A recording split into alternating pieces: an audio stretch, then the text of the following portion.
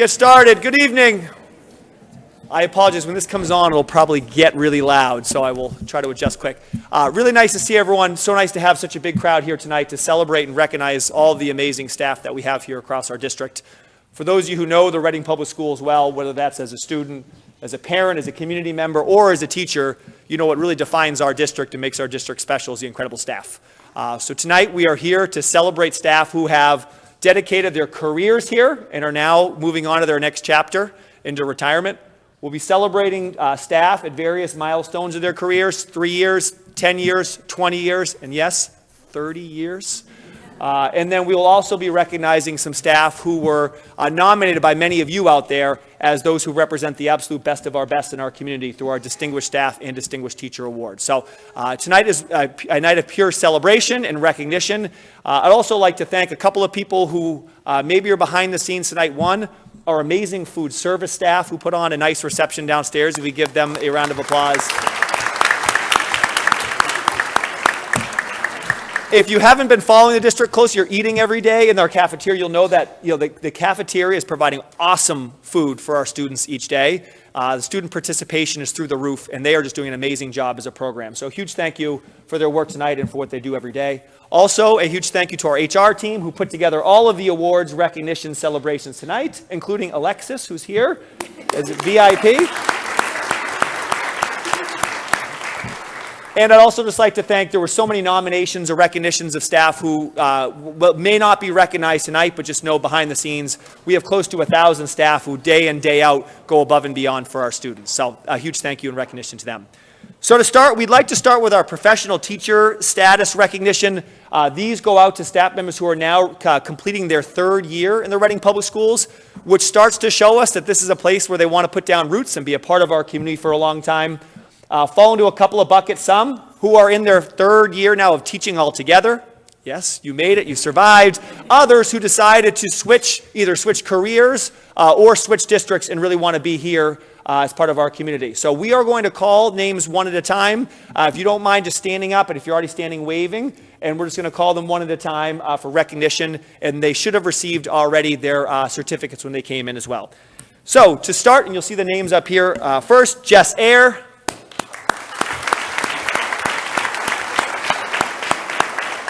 Camilla Brett, hiding over there, you'll see her later too, Susie Carroll, Aaron Das, Patrice Duggan, Amy Gualtieri, Stephanie Hughes, Ian Jefferson, Corey Latterbush, Victoria Lamatre, Linda Moylan, Carly Paoni, Casey Porcello, Marissa Rossi, Allison Sarno, Hillary Sullivan, Catherine Tigalar, and Caitlin Whited. Congratulations and a huge thank you, and those again are all of our staff who are now going to be entering into year 4. Shifting gears into those who have now completed a decade of service and commitment to the Reading Public Schools. So when we call your name, same thing, make sure you make yourself known. If you are in here, 10 years in a district is an incredibly amount of time. Think about all the students that you impacted during your tenure. So first up from Wood End, Chris Bauer. From Parker, Kim Barazani. From RPS and now Killam, Adam Blaustein. From our food service team, Karen Bryant. From Barrows, Heidi Cates. From RMHS, Chrissy Clausen. From Coolidge, Daniel Cody. From JE, Adam DeRozier. From Barrows, Julie Gilchrist. From RMHS, Colleen Griffin Rowland. RMHS, Megan Howie. From RMHS, Bristol Leaper. I saw Bristol here too. From RMHS, Alexander Lynch DeSorbio. From Coolidge, Janelle Mattingly. From Parker, Kim Moreau. From RMHS, Betty Murphy. From the district, BCBA, Lisa Studer. From Parker, Donna Testa. From RPS, our Special Education Director, Allison Wright. And from Birch, Carrie Ann Zaruko. Shifting gears to 20 years of service. Our students, that's maybe 3, 4, 5 times as old as many of you, which is incredible. Smaller list here for 20 years. From Barrows, Sarah Atwood. From Parker, Elizabeth Bean. From Killam, Katie Cole. From our tech team, Mike Donahue. From Wood End, Christina Erb. And Birch. From Wood End, Maureen Habib. From Coolidge, Amy Kasperzak. And last but not, actually, there's another sheet too. So second, from Barrows, Ann Corwin.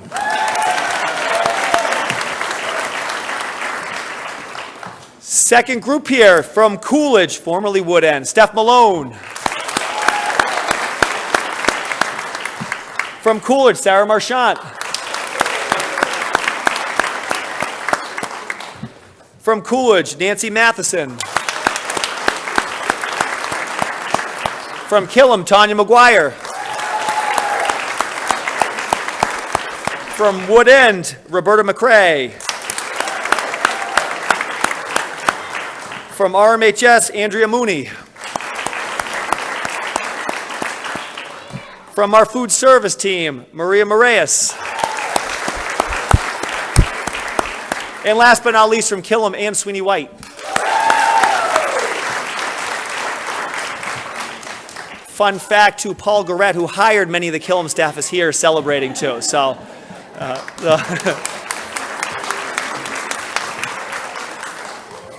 and last but not least for our milestones, 30 years, an absolute incredible testament to dedication, service, and commitment to our community. So we have 3. So we have a small token of our appreciation, a little gift, and a certificate as well. So when we call these 3, we invite you to come up. For those in 20 years, if this isn't enough of a token to keep going, I say keep going. From Reading Public Schools, first formerly RMHS teacher, now our STEM curriculum coordinator, K-8, Mary Ann Lynn.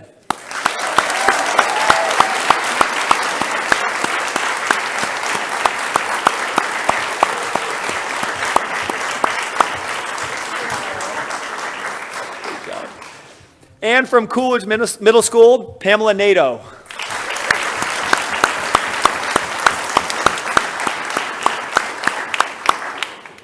And third, from Parker Middle School, art teacher Amy Ropel.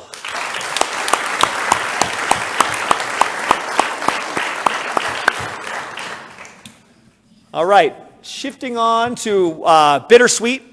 So thinking about retirement, a huge thank you to all those who will be retiring for your dedication to our community and for ending this chapter in your career in the Reading Public Schools.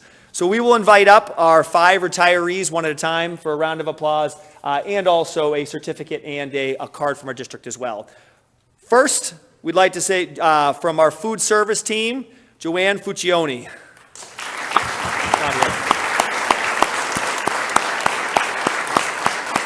And Joanne can't be with us tonight, but a huge thank you to Joanne. Next up from JE, Karen Giardi.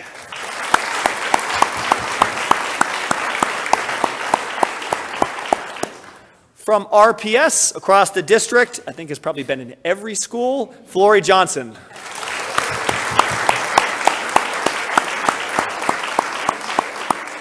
And from RMHS, our PE department, Ann Nelson.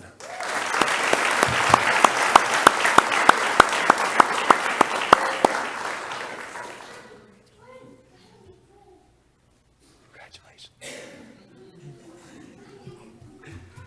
And last but not least, definitely across all of our district schools, Kathy Santilli.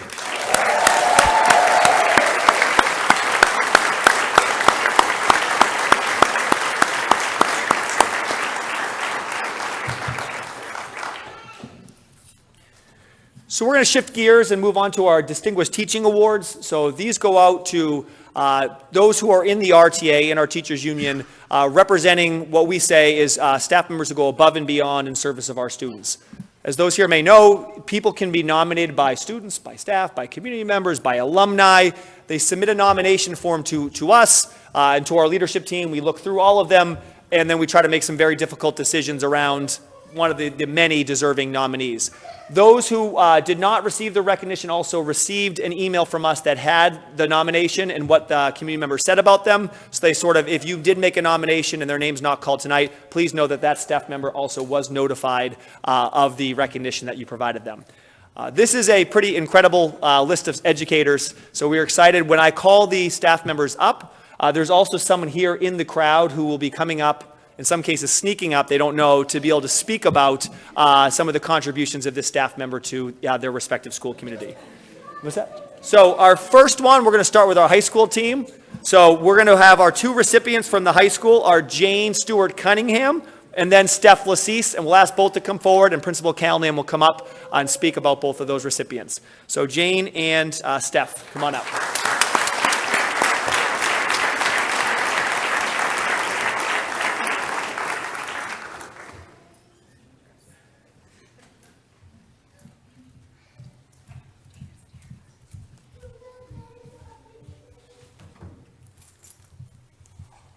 We have to adjust this. I'm not as tall as the superintendent.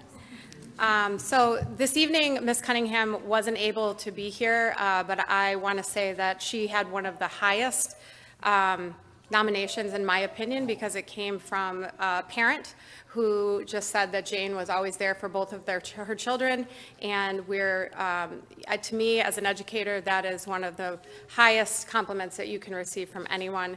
And so on behalf of Jane, who was sad she couldn't make it, I just want to congratulate her, and we all know and love her, and she does so much in the classroom as an English teacher, but also many, many things outside of the classroom as well, to include being the leader of our GSA. So on her behalf, thank you very much.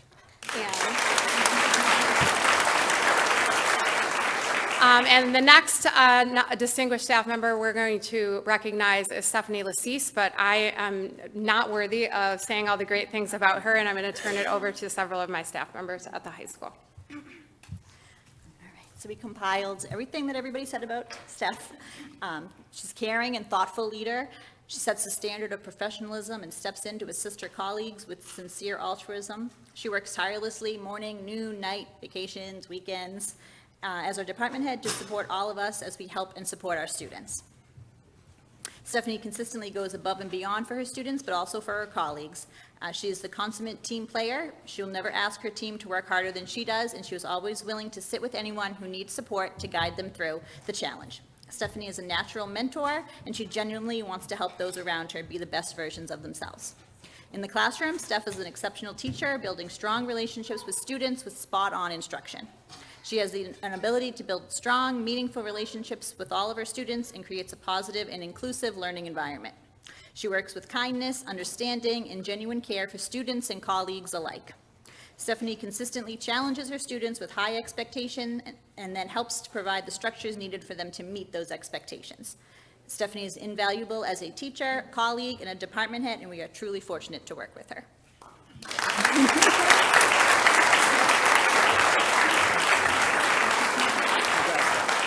She's also very embarrassed to be here tonight, but we're glad she came. Yeah. Great. And we're going to actually go a little bit out of order for our next award because the high school has, as always, several events going on here too. So one of our distinguished staff members, these are members of our any one of our other bargaining units across our district or non-unit who have made incredible contributions to our community.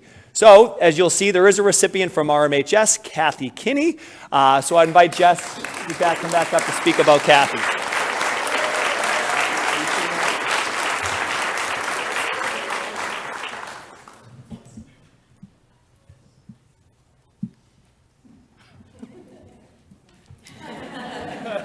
Thank you, Kathy. Good evening again, everyone. When I started as the principal of Reading Memorial High School, Kathy Kinney started right alongside me 2 years ago. I think there's a saying that goes something like, people come into your life when you need them the most. I'm going to get choked up again, Kathy. Kathy is that person for me, and I'm sure many others at Reading Memorial High School as well.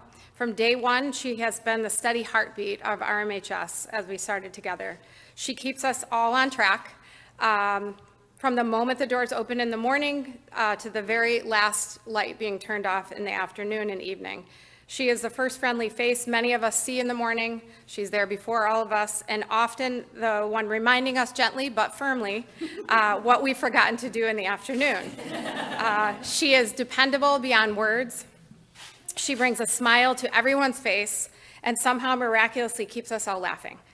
And if you've ever worked at a high school, you know that is very important to hold on to your sense of humor. Now, I know Kathy does not like making a big fuss about her, and I had to pull teeth to get her here tonight, but we're glad that you're here. You deserve this recognition. RMHS runs as smoothly as it does because of your heart, your humor, and your hard work. Thank you for all you do, and thank you for putting up with me along the way. We truly couldn't do it without you. Enjoy your moment. You've earned it.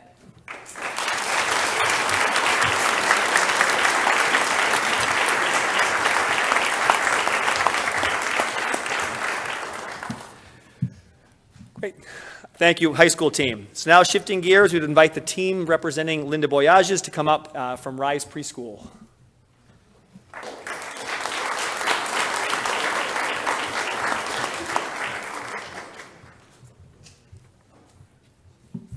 Oh, come on up here, Linda. So on behalf of myself, the entire RISE team, and a mentee of Linda's, Katie Carnevale, who could not be here tonight, these words are from all of us. Linda is an invaluable leader in the RISE community, dedicating her expertise in occupational therapy to engage and mentor staff, parents, and preschool professionals. As a mentor, Linda goes above and beyond the role of a colleague. She dedicates countless hours to guiding her mentees through school procedures, IEP processes, and evaluation protocols, often talking through complex situations over the phone even, and late into the night. Her support builds confidence in others to navigate challenging meetings and help others find their footing. She led several evening in-person presentations throughout the school year this year, providing vital information on school-based fine motor and sensory integration skills.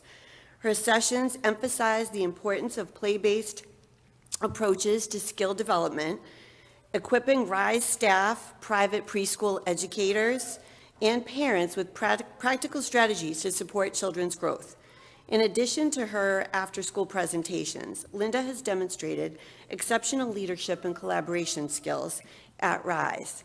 And really, it has been such a great year working with her. She patiently explains important concepts to parents during meetings, empowering and informing them about sensory motor development for children. She is also a key problem solver, working closely with teachers and other service providers to address challenges and improve student outcomes.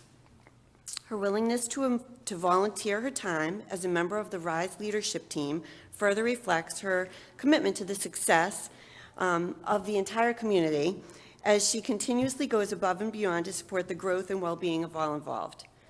I'm truly honored to present this to Linda tonight. It's a well-deserved award.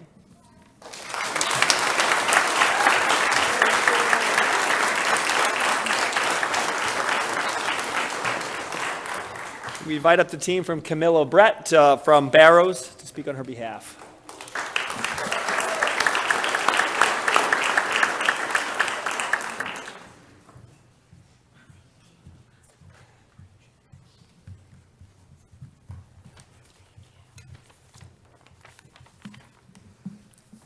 It is a great honor to present this award tonight to my friend and colleague, Camilla Brett. If there is one thing everyone knows about Camilla, is that she loves to be celebrated. And while I might be biased, I truly believe that no one is more deserving of this distinction than she is. Camilla exemplifies every aspect of the REACH program. She works tirelessly to provide her students with the tools and strategies for success daily. She is the embodiment of all means all. Her daughter agrees. She has made incredible connections with students across the school. She ensures her students have as supportive of a learning environment as possible and fosters a collaborative and constructive environment for the staff. Even after the toughest days, she's able to bring levity back to our team, whether it be a team taste test of whatever weird food she's found or some stupid joke. She allows us to find the silver lining in our days. I admire Camilla's grace under pressure, resiliency, work ethic, and strength. I am so proud to be able to work alongside her.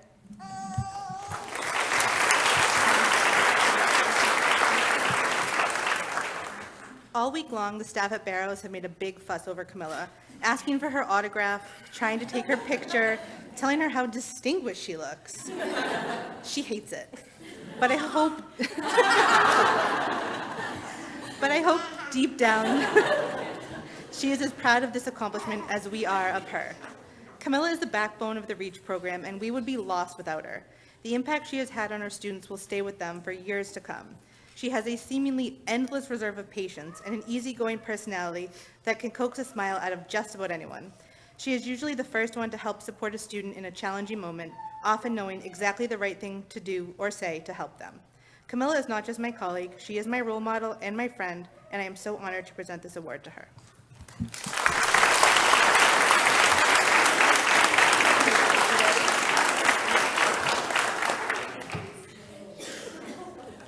We invite up Susie Carroll and the team from Coolidge.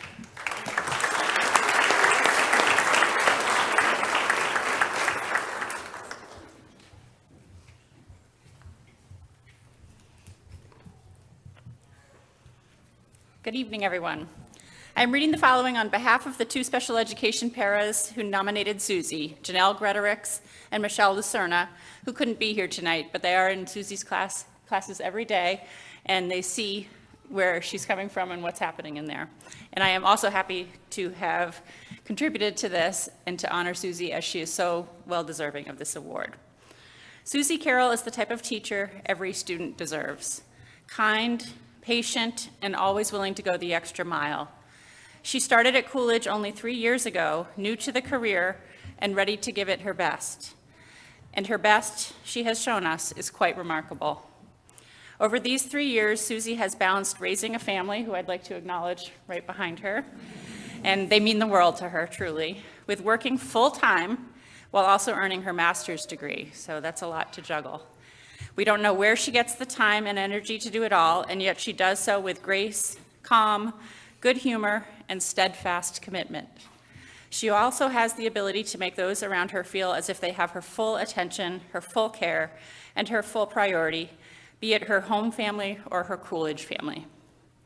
Susie goes above and beyond to be there for students and staff alike, yet never looks for recognition in turn. She makes sure every student gets the help they need, whether it's with reading, writing, or just feeling supported at school. She always sees and leverages the strengths and the positives that each student has to offer, and works closely with families and other staff to support her students to succeed. Her classroom is a place beyond being amazingly decorated and engaging, where everyone feels welcome, seen, and heard, and that's why she truly deserves this award. So congratulations to Susie.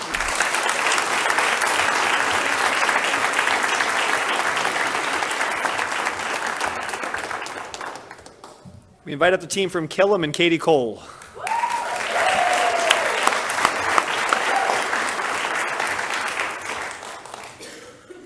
Katie loves this. Distinguished, an adjective, it means successful, commanding great respect. This would be the end of my speech if I was talking about anybody else besides Katie Cole. For 20 years, Katie has been my friend. More than that, she's the colleague I have always aspired to be. Capable, kind, present, positive, and very patient. Katie can wrangle 20 kindergarten kittens, redirect 3 of them from inappropriate scratching, cite sped law chapter and verse, all while maintaining a mental checklist of at least 103 things on her mental to-do list. Katie makes every child realize their talent and their worth. She gives every parent question or concern her undivided attention. Most importantly, she gives all of us all of her heart. Katie, you deserve this recognition, even though you would argue a dog off a meat wagon to deny and avoid it. I love you, and I'm honored to be your friend.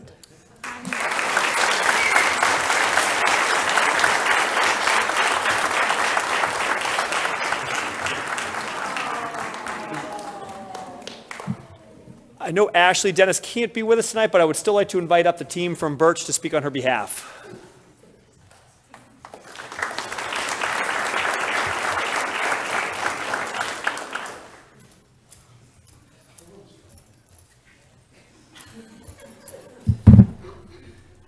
Hi, everybody. I'm Steve. I'm the principal of Birch Meadow, and it's my true honor to say a few words about our incredible school psychologist, Ashley Dennis. Ashley can't be with us tonight because of a scheduling conflict, but I thought it was still important to come and say a few words. Before I share some specifics about why Ashley is perfect for this award, I want to take you back to my very first meeting with her. We were meeting with a student in her office when that student suddenly and unexpectedly picked up some foaming hand soap and decided to squirt me all over the place with it. Over and over again. Ashley was completely unfazed, stayed completely focused on the needs of that student. She was calm, she was centered, she was compassionate, and she did not care at all that I was being repeatedly squirted with foam. I knew in that moment right then 2 things about Ashley. She was always centered on kids, and I fell somewhere below them in the pecking order as the building principal. And that's exactly how it should be. That moment perfectly captures Ashley's strength. She brings an unmatched level of insight into child development, and her ability to make that knowledge actionable has made her essential to our school. Her calm presence, even in the face of a torrent of foam, combined with her heart, makes her an anchor for our students, families, and staff. She embodies the values of this award: excellence, equity, and an unwavering dedication to our students. And I can't wait to give this award to her tomorrow. Thank you.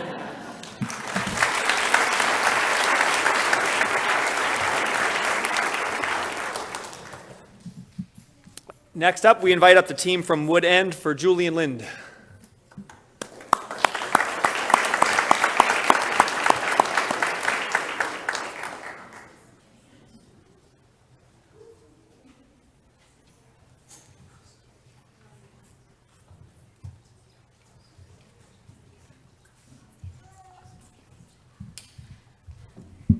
Good evening, everyone. Julian, while I may not be wearing that Miss Mary Mack dress you love so much tonight, I'm truly honored to be here presenting you with this year's Distinguished Teacher Award. In just your first year as part of our school community, you've made a remarkable impact. As our school adjustment counselor, you've shown an incredible willingness to step up wherever needed, often far beyond the bounds of your role. Whether it's jumping in to support students in crisis, helping plan student programming, meeting weekly with our SEL team or our leadership team, or just being a calm, steady presence in the halls for students and for staff, your flexibility and dedication have made a real difference. You meet every challenge with kindness, compassion, a sense of humor, and a deep commitment to helping students thrive. You're not just a support for kids, you're a support for all of us. You bring light, warmth, a laughter to every space you enter. We're lucky you joined our school community, Julian. Congratulations, and thanks for everything you've already brought to our school. And I'm going to pass it off to one of our students who just has something he wants to say about Mr. L.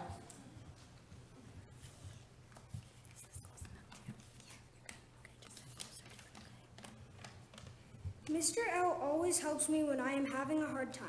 He is always there if anyone needs anything or is stuck on something. He's a super fun and chill guy, and people always love to be around him.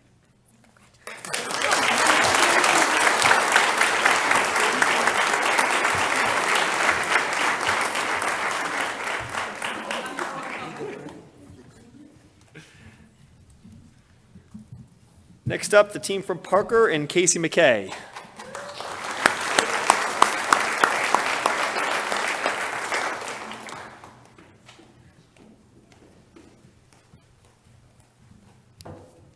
I probably don't need a mic. Casey is a dedicated and creative educator who uses effective, student-centered teaching strategies to engage and support all learners. She builds strong, trusting relationships with students and families, advocating tirelessly to meet their academic and social-emotional needs. Her commitment to professional growth is evident in her mentorship of new teachers, providing essential guidance on IEPs and instructional practices.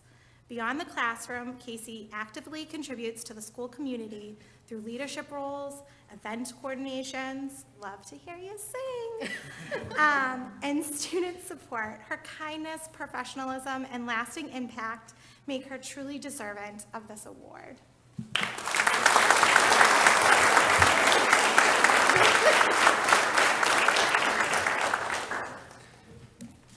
Kerry Mullen from JE.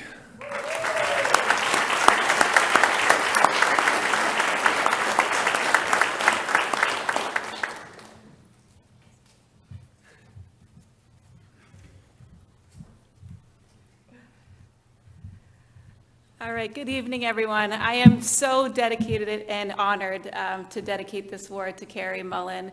Carrie was nominated by multiple staff members and families as well for her dedication to our students within the LEAD program and her service at JE. Carrie is a Reading resident, she's a Reading parent, and she really eats, sleeps, breathes Reading. Carrie is a wealth of knowledge when it comes to all things special education, from best practices in reading to special education law to even JE, like what's happening next Thursday at 9 a.m., because she has it all in her brain. Our students and our staff are so fortunate and lucky to have Carrie as part of our team and someone to lean on and support. I always look forward to my meetings with Carrie because I know I'm going to get an update on her family and just fierce advocacy for her students. Carrie is a teacher that's unwavering in what's best for her kids, and we see that in the growth of not only her students, but our LEAD program as a whole.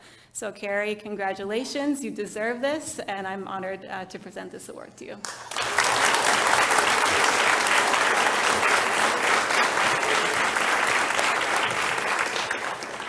And from Wood End, Lisa Norcross.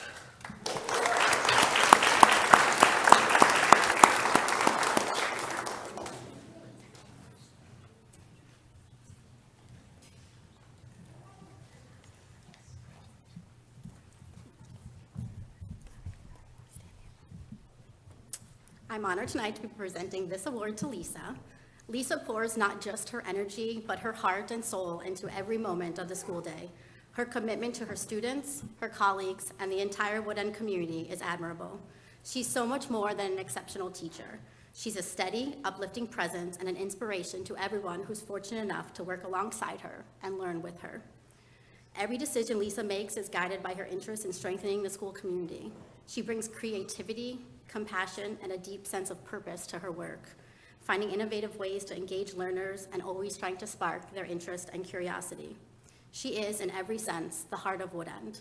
Whether she's organizing meaningful school events, running student council, mentoring students, or collaborating with colleagues, Lisa leads with integrity, warmth, and humility. As a key voice on our instructional leadership team, she's consistently offering thoughtful insight, support, and honest reflection. Lisa believes in the good of people, students, families, and staff. We're lucky to have you as a teacher and colleague at Wood End. Congratulations, and I'm going to pass the mic to one of her student council members. Miss Norcross is so awesome. She's always organized and has great projects for us. She always makes student council fun and not just a committee, but a great experience. She's easy to talk to if your teachers aren't available and is really good at knowing when you need a hug. And she gives really good hugs. Miss Norcross is one of the most inspiring teachers I have ever met, and she's really special. Thank you for all you do at Wood End.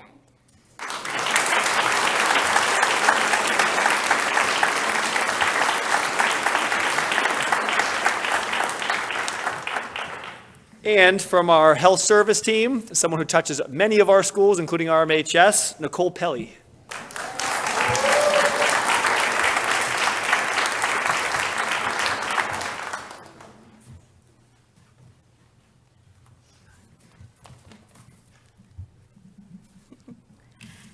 Good evening, everyone. My name is Mary Juliana, and I'm the Director of Health Services for Reading Public Schools. Tonight, I'm very happy to be with you to recognize our district nurse, Nicole Pelly. Nicole has been invaluable in covering any school on any day, often switching assignments via early morning texts and sometimes going between 2 buildings in the same day. Nicole easily adapts to her environment and brings the same compassion and skills to whatever situation she finds herself in. She is as comfortable caring for our youngest preschoolers as she is with our almost adult high school students. Nicole sees every action with a student as a teaching moment for their own health and well-being. She continuously looks for her own learning opportunities as well, and recently completed a master's in education in school nursing. Nicole has taken the lead on completing mandated health screenings, especially vision and hearing, to help identify learning issues. She has stepped up to cover a medical leave in Barrows this spring, and in the words of Principal Gallegos, she has jumped right in and the transition has been seamless.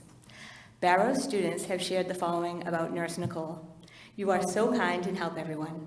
You help us feel better and help keep us healthy, and you are such a wonderful person. I agree. Multiple times when I have visited different schools, I have heard, "We love Nicole." Nicole is not only a calm and supportive presence for students, but for the staff as well. She possesses the unique combination of a nurturing demeanor and a take-charge attitude, likely the result of being the oldest of 7 children, as well as an amazing mom to her beautiful children, Teddy and Lucy. It is with gratitude and great appreciation that I recognize Nicole Pelly for all of her work supporting the students of Reading Public Schools.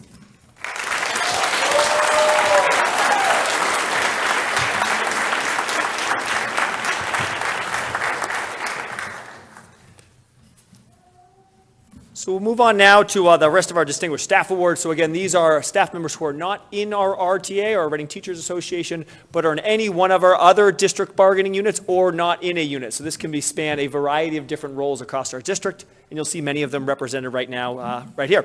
So first up, from JE, Jessica Lindo.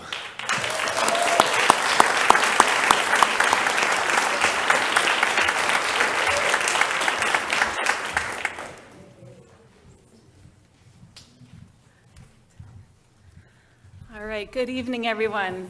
So Jess, also known as Miss G by many of the students, which you hear that in all of the hallways in the upper, the lower, all grade levels, really brings the fun to Joshua Eaton. So from pranks to some of our teachers, to impromptu dance parties in the cafeteria.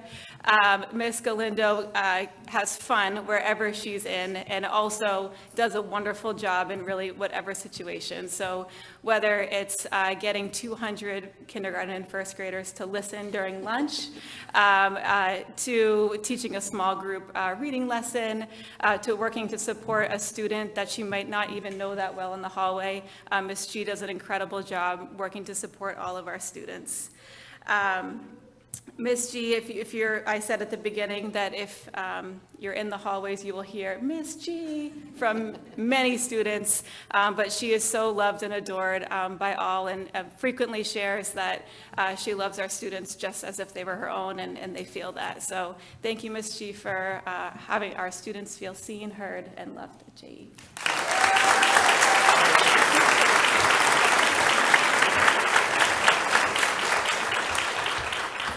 And from our food service team, Brenda Hobart.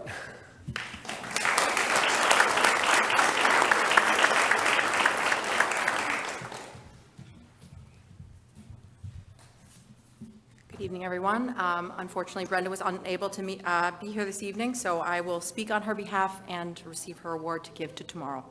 I want to begin by saying how incredibly proud I am of the entire members of the food and nutrition team here in Reading. Behind the scenes, this team works very hard every day to ensure our students are nourished, cared for, and ready to learn. Choosing just one person to recognize today was not easy. This department is full of people who go above and beyond every day. But today I have the honor of recognizing Brenda, someone who has been a true pillar in our schools for over 2 decades. Brenda joined our food service team in January of 2001, and for the past 24 years, she has been a steady, compassionate, and hardworking presence at Coolidge Middle School. She is the kind of person who shows up early to make sure our students start their day with a healthy breakfast, not because it's required, but because she truly cares. She has a heart of gold, and she has no problem telling me exactly how it is. Brenda's honesty and deep understanding of what works and what doesn't at Coolidge have made her an invaluable voice for our team. Her feedback is thoughtful and always centered on how we can do better for our students.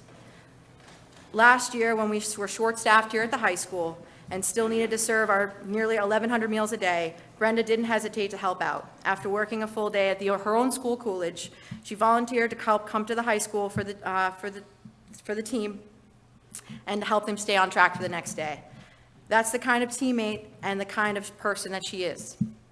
Brenda represents the very best of what we strive to be: dedicated, community-driven, and full of heart. It's my privilege to present this award to her tomorrow for a recognition to someone who truly embodies hard work, commitment, and a love for both her job and her community. Congratulations, Brenda.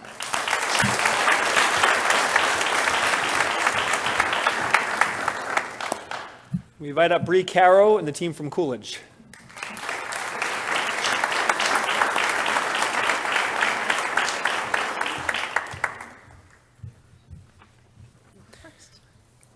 Hello, my name is Finley Morrison, and I've been an 8th grader at Coolidge.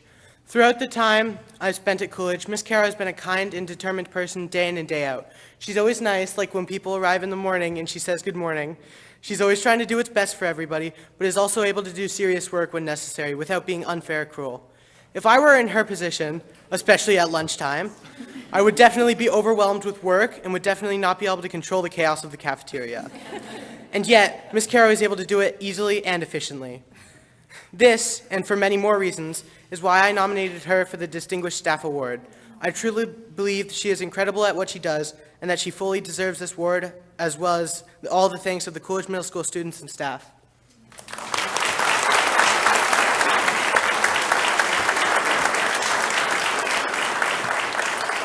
And I have a little addendum here. So just as Finley shared his perspective of Bree Caro, each student and staff member in Coolidge could share a similar story.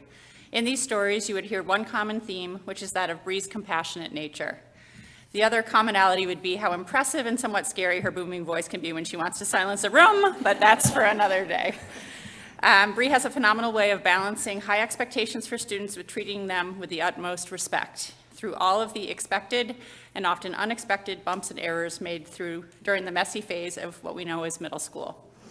While Bree shows kindness and compassion for all students, some of her strongest relationships are with students with whom she has helped to learn from mistakes or helped through hardships, as they feel supported and seen rather than punished or demeaned in the process. She also builds strong relationships with parents and staff with whom she works in true collaboration to support students, and just like the students, we always feel cared for and respected. She shows up for anyone at any time. She is extremely generous of her time, her attention, and even literally with her gifts and donations to the community. And through all of this, she is extremely humble, and I'm sure she does not feel comfortable standing here as the center of attention. As my colleague of 8 years, I can't imagine a better partner in the leadership of Coolidge. We challenge each other, balance each other out, support each other, and most often and every day laugh together, mostly at ourselves. It is truly an honor to give this award to Bree, who makes our school a better place every single day.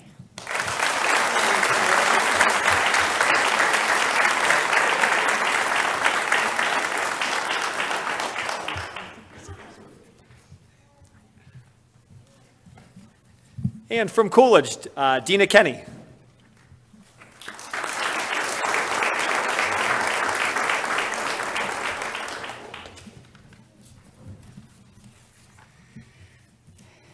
So I'm honored to be up here again to And it is a pleasure for me to give this award to Dina Kenny, who has been a special education paraeducator at Coolidge for 18 years. Over these 18 years, Dina has been steadfast in her commitment to supporting students. She is reliable, flexible, good-natured, and professional. She always has a smile on her face and a positive spirit about her. Maggie Maloney, who I know is here, but she's juggling. Oh, do you want to come talk? Sorry. Okay. I'm the case manager who works with Dina, and I nominated her for this award. So when I think of Dina, I think of excellence and impact. She goes above and beyond to make student connections, not just with our caseload, but with everybody that's on our 7th grade team of students. She's concerned about the well-being of everybody. She goes out of her way to check in with a kid and make sure they understood an assignment. She'll find them later on in the day if she knows they weren't entirely sure of something during a class. And she very effectively carries over information between myself and any gen ed teacher that I'm either in the class with or if I don't get to see that class that day. The students were thrilled that she won this award. Can you grab him? Sorry. So they said, she's so helpful all the time. She helps me with the work that I don't want to do. And there was multiple kids that said, yay, she's my favorite. So we're very happy that she won this award. It's very well deserved. And I'm lucky to work with her every day.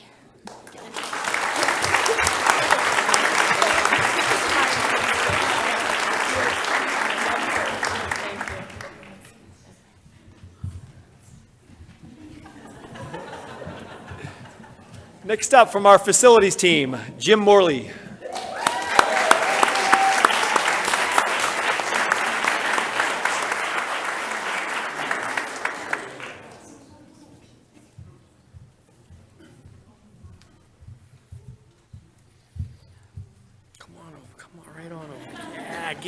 Get in here, this is great.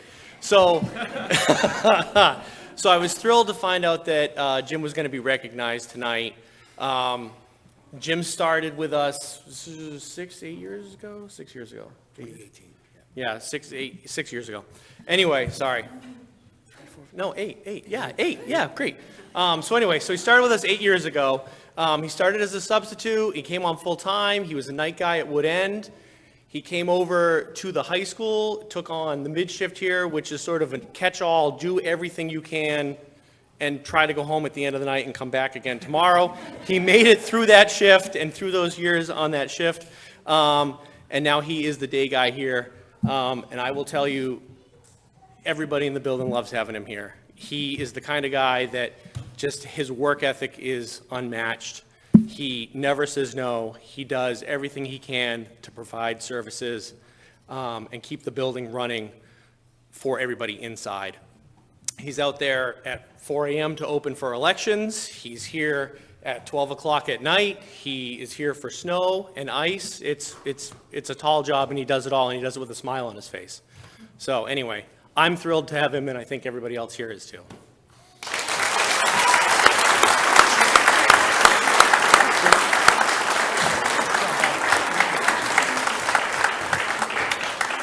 And last but not least, from our IT team, Andy Strutt.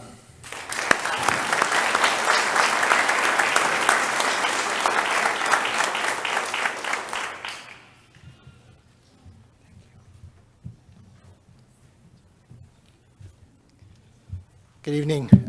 Julian Carr. I have the pleasure of supervising Andy, and I wanted to share a great story, I think.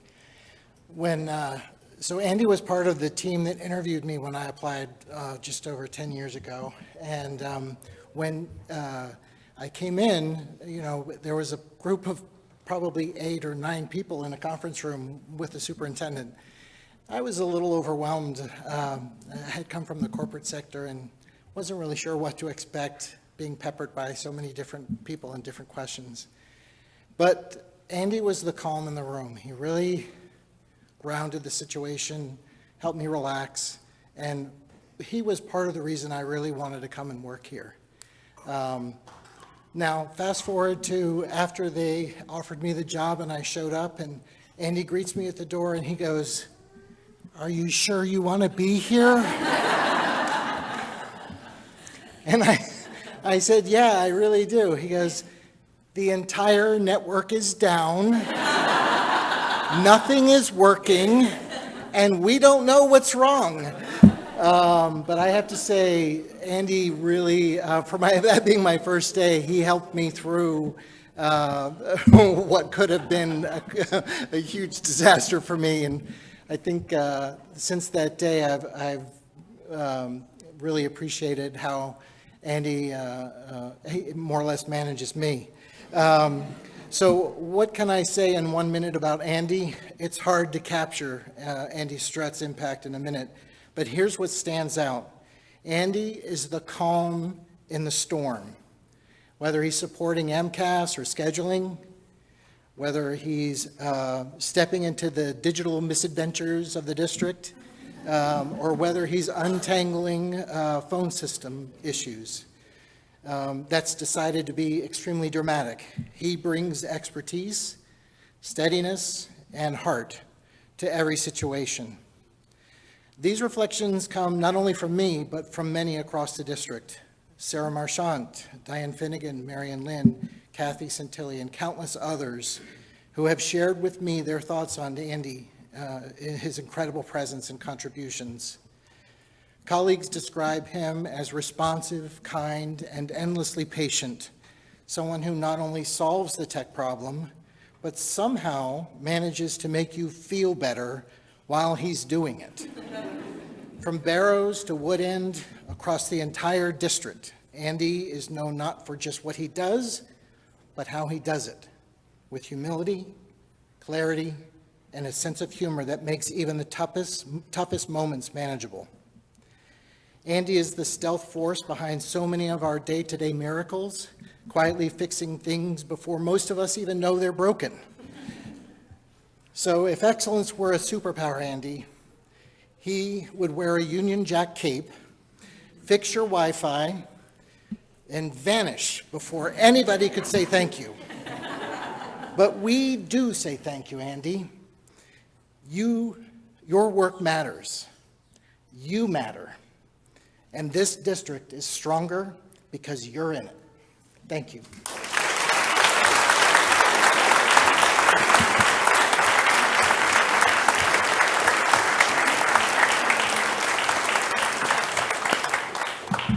That concludes the evening tonight. I would just like to thank everyone for being here tonight, and also students, staff, families, community members. If you get a chance, please thank all those amazing staff members who impact your students each day, especially those who many you see tonight who are the unsung heroes keeping our district together. Please take some time to recognize and thank them in addition to what we saw tonight. Our district is a great district because of the amazing staff that we have. We have the absolute best staff across our district, and a huge appreciation and thank you to those who are recognized tonight. A best of luck to all of our retirees who will be moving on to the next chapter, and a sincere thank you to our entire community for your contributions to our students' education. In 5 minutes, we'll be starting the school committee meeting. You're welcome to stay. Otherwise, you can move on with the evening. Thank you, everyone. Have a good evening.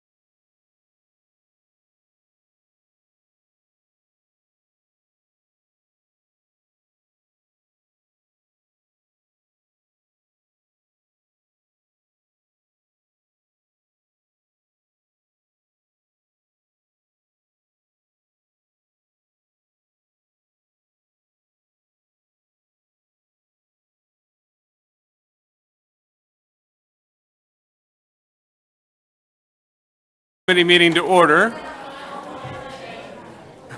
So if you're not here for the school committee meeting, yes, thank you very much. We'd love you to stay, but a lot of people seem to laugh at that when Dr. M recommended it before, so.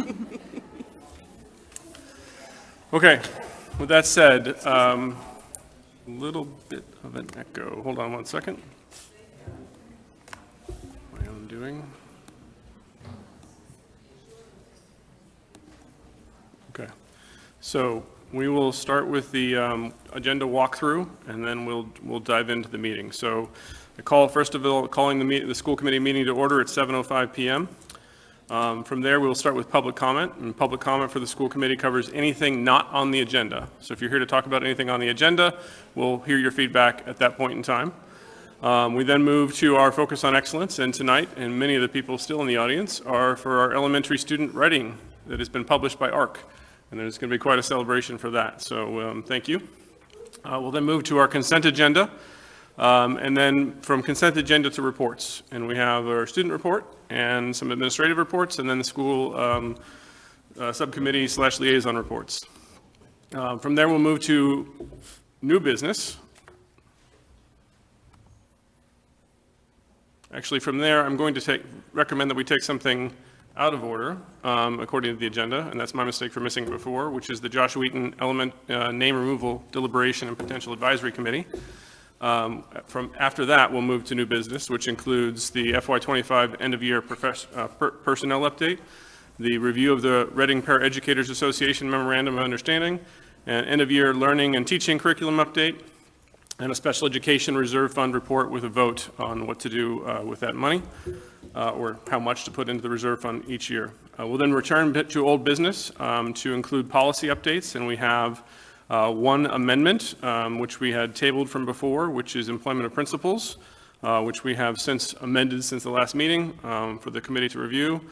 And we then have 2 second readings, one of which also included some questions from the previous time, which we'll address too, and then we will conclude with the summative review for Dr. Milichewski. After that, we will then really conclude by doing our annual reorganization. So that is our agenda for this evening. Okay? So first things first, let's start with anything for anybody here that has public comment for anything not on the agenda. Seeing none. Okay, we will move on, and we will go to our focus on excellence and the elementary student writing published in ARC. And Dr. M and Dr. Hardy, I think you guys are going to probably tag team it. Great.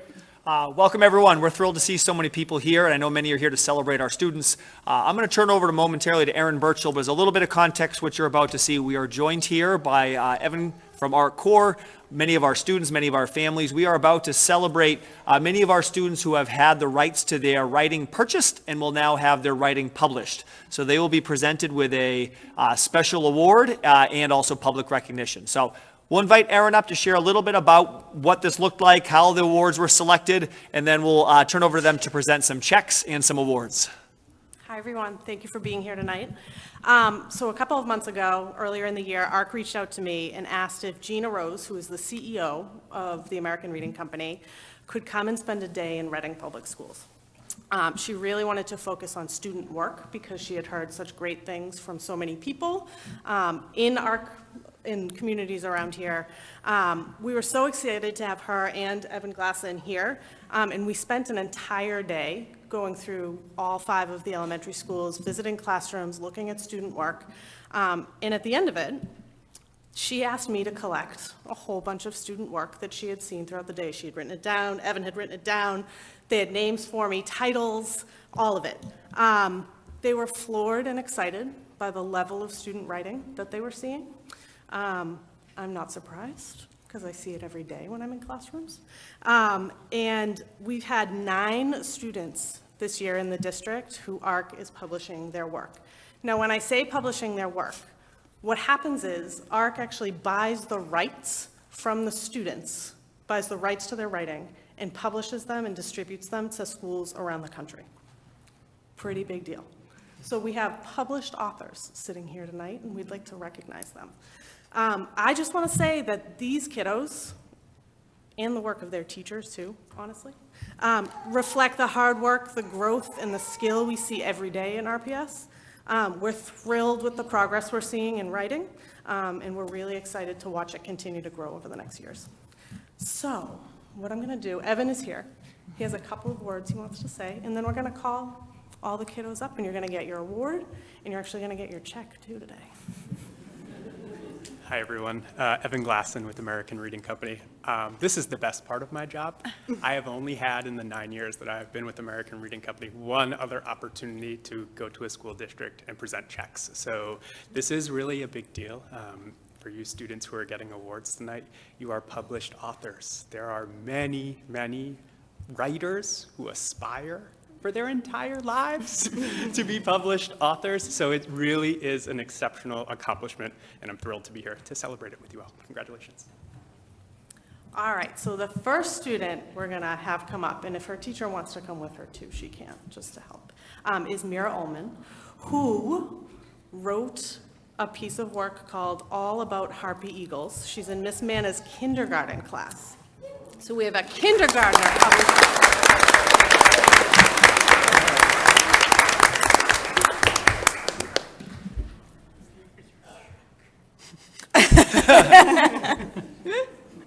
College fund. Seriously.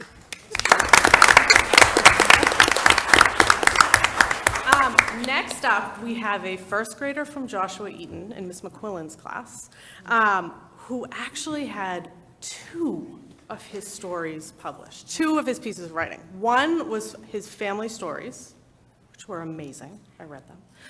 And the other was his endangered animal research. So 2 very different types of writing. And Quentin James, would you come up here? Miss McQuillan,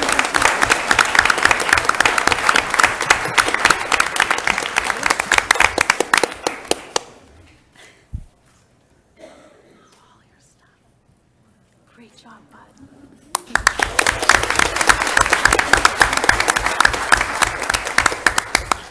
So I'm going to call the next 6 people up together with their teacher, Miss McGuire, who teaches 4th grade at Killam.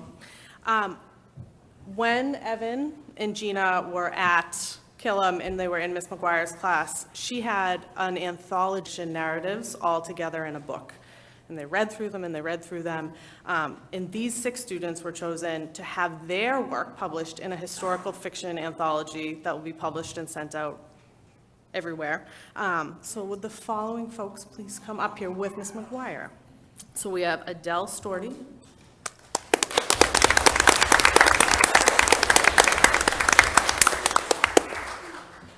Lila Donahue.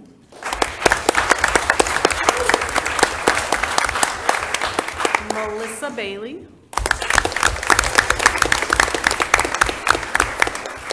Nico Aspergianis.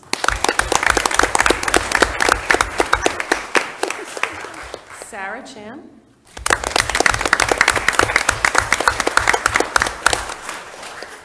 And Vivia Kai.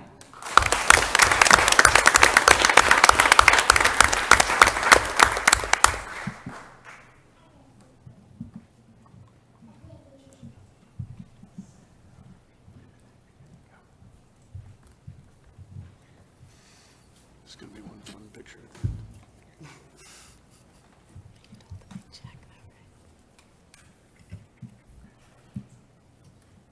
Thank you all very much. Great work.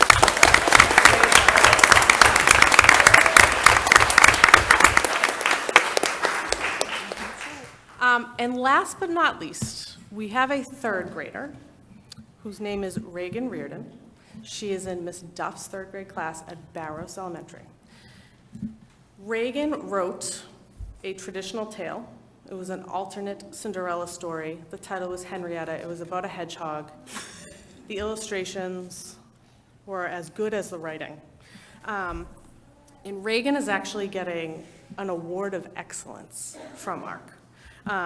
So Reagan, would you come up here, please? Because there's actually something a little bit special for you up here.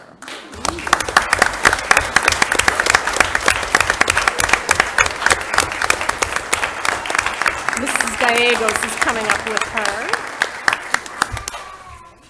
So here's your award. But we have a big check. Okay. Thank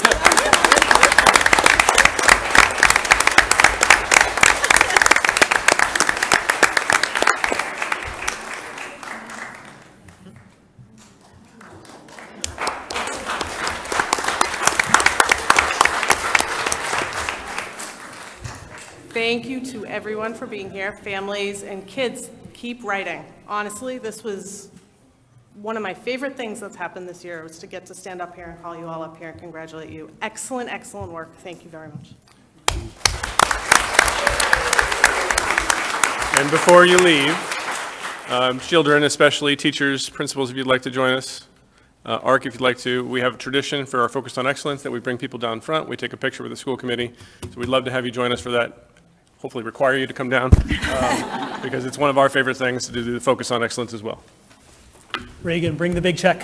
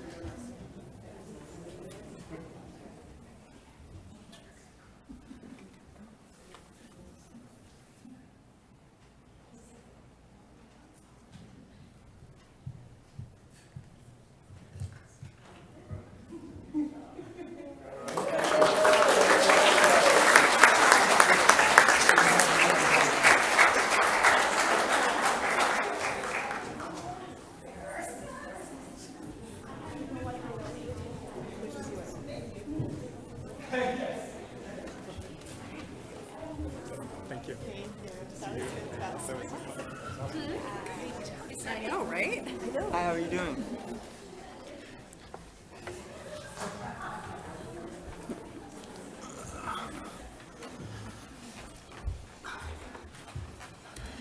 Okay.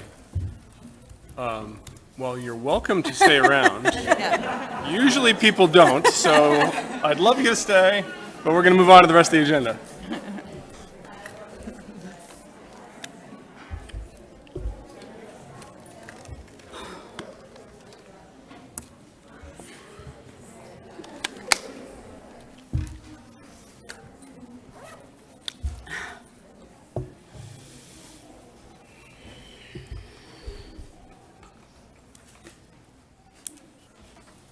Okay, so we'll move on to our consent agenda. And Erin, do we have a motion? Motion to approve the consent agenda. We have a second. Second by Laura. There you go. Jumping right in. All right, any questions, comments, concerns on the consent agenda? Just a minor update in the minutes late this afternoon that everybody saw? Okay. All right, all in favor? All opposed? And it passes 6-0. Thank you. So move on to reports. There we go. Can I just move this? Yep. Close? Yeah. Okay. So graduation was last Friday. A special thanks to our staff, especially Ms. Kinney, Mr. Mullen, and Mr. Mulligan for all their hard work in ensuring the event ran smoothly and that the performances were amazing. Several of our spring athletic teams are still running for the state title. Baseball and lacrosse have their games Sundays, and softball won the league title and just ended their season last night, so congratulations to them. Tennis also had a great showing, as did track. Some track athletes will compete in all states this weekend as well. Cheer and dance team tryouts for next year are taking place this week, and details were sent to students and families in the weekly newsletter and to the 2 middle schools. Future Freshman Night, Night 2 took place this Monday. Many incoming freshmen and their parents attended to check out the sports, clubs, and activities offered to them next year. Thank you to Ms. Drummy for all her hard work pulling this event together and making it a success. So for upcoming events, the Underclassmen Award Ceremony is actually this evening in the PAC at 7, and the Unified Sports Field Day takes place tomorrow on Turf 1 from 9:30 to 11:30. Thank you to all the staff and volunteers that made this annual event possible. And lastly, final exams are next week, June 10th to June 13th, with makeups on June 16th. So yeah. Great, thank you. Any questions? Thanks, Debbie. No? Great job, Sevi. Thank you. You know the rules. There you go. No hesitation there. No hesitation. He's like, boom, out. Thank you too. Okay, so we'll move on, and we'll start with Dr. Hardy. You have any updates or reports? I'm going to be giving a much longer update later, so I will save everything for then. Okay. Dr. Milczewski? Just want to echo something that Sebby said, which is tomorrow's Unified Sports Day, which I know is a community favorite. So come on out to the turf, 9:30 to 11. Positivity, teamwork, collaboration. We'd love to see as many people there supporting our students and supporting our student athletes. Okay, so we'll move on to liaison subcommittee reports unless there's any questions for Dr. M. Okay, so Carla. We had a Killam School Building Committee meeting last Monday. The committee approved our OPM contract, our designer contract, so that was really exciting. We have, I think, 27 meetings in June with the designer. Everything from bathrooms to playgrounds to interior design and exterior design, anything that's happening in that school, we're having meetings on. So there's going to be a lot of work done in the next 3 weeks. Okay. Thank you. Any questions for Carla? No? Sean? No report. Laura? No report. Aaron? No report. Sarah? No report.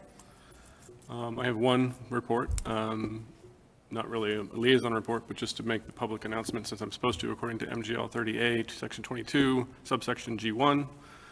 There are numerous executive session minutes that I have gone through over the years dating back to 2011, and we are hereby releasing them, as they have no more need to be executive. The notes is in the packet as well if anybody has questions on that. Okay, so let's move on, and Thank you for doing that. yeah, it was a lot. Sure was interesting. Some of it was, yeah, I'm not gonna, yeah. So, Aaron, I would love a motion to take D1 out of order, please. Motion to take item D1, Joshua Eaton name removal, deliberation, and potential advisory committee formation out of order. Second. Seconded by Carla. Any objection? Any question, I suppose? Okay. All in favor? All opposed? Okay. So that passes. We're taking D1 out of order.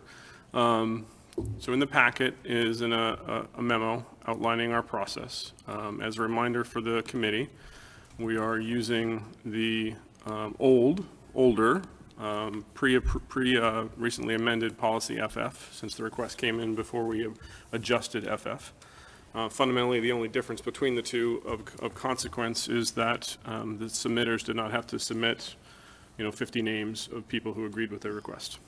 So we have them here in case there are questions that we want to ask or answer. As you all know, as a committee, they presented last week. After waiting for a little while, they put their original request in, their official request in February, March timeframe. I don't remember the exact date. Jeremiah, you might remember the exact date. February? Okay. So we then moved through our process, and we had the meeting last week as we discussed. So now is our time for us to discuss it. And we have essentially two potential steps tonight. The first step has to happen, and that is whether we accept the nomination or not. If we accept the nomination, then we will form an advisory committee, and the steps are outlined in the packet as well. So I'll open up the floor. If anybody from a committee perspective has any thoughts, feedback, questions, and we can go from there. Can I ask a question? You certainly can. So, are there any surviving members of the Eaton family or descendants? Yes. Okay. Not a direct line, but other family members. Ms. Richard, would you come and introduce yourself and as part of the answering of the question? And the reason why you know the answer?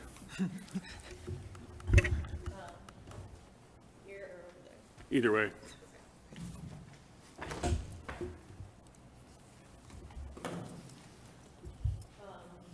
My name is Laura Richards, and in 2017, I wrote this book for my Girl Scout Gold Award. My leader was Carla Mazzaro over here. And so as part of that research, I have learned a lot about the Eaton family, and also learned from Miss Gleason, who I worked with, and her work about like Black students and enslaved residents in colonial Reading. And so your answer to the question was, yes, there is an Eaton family member that's still alive? Yes, my mom, who is not here tonight, would know that better because she was involved with rebuilding the Josh Wheaton Clock Tower, and through that did initial Eaton family research and got in touch with Eaton family members. Okay, thank you. Any other questions or feedback, deliberation, comments?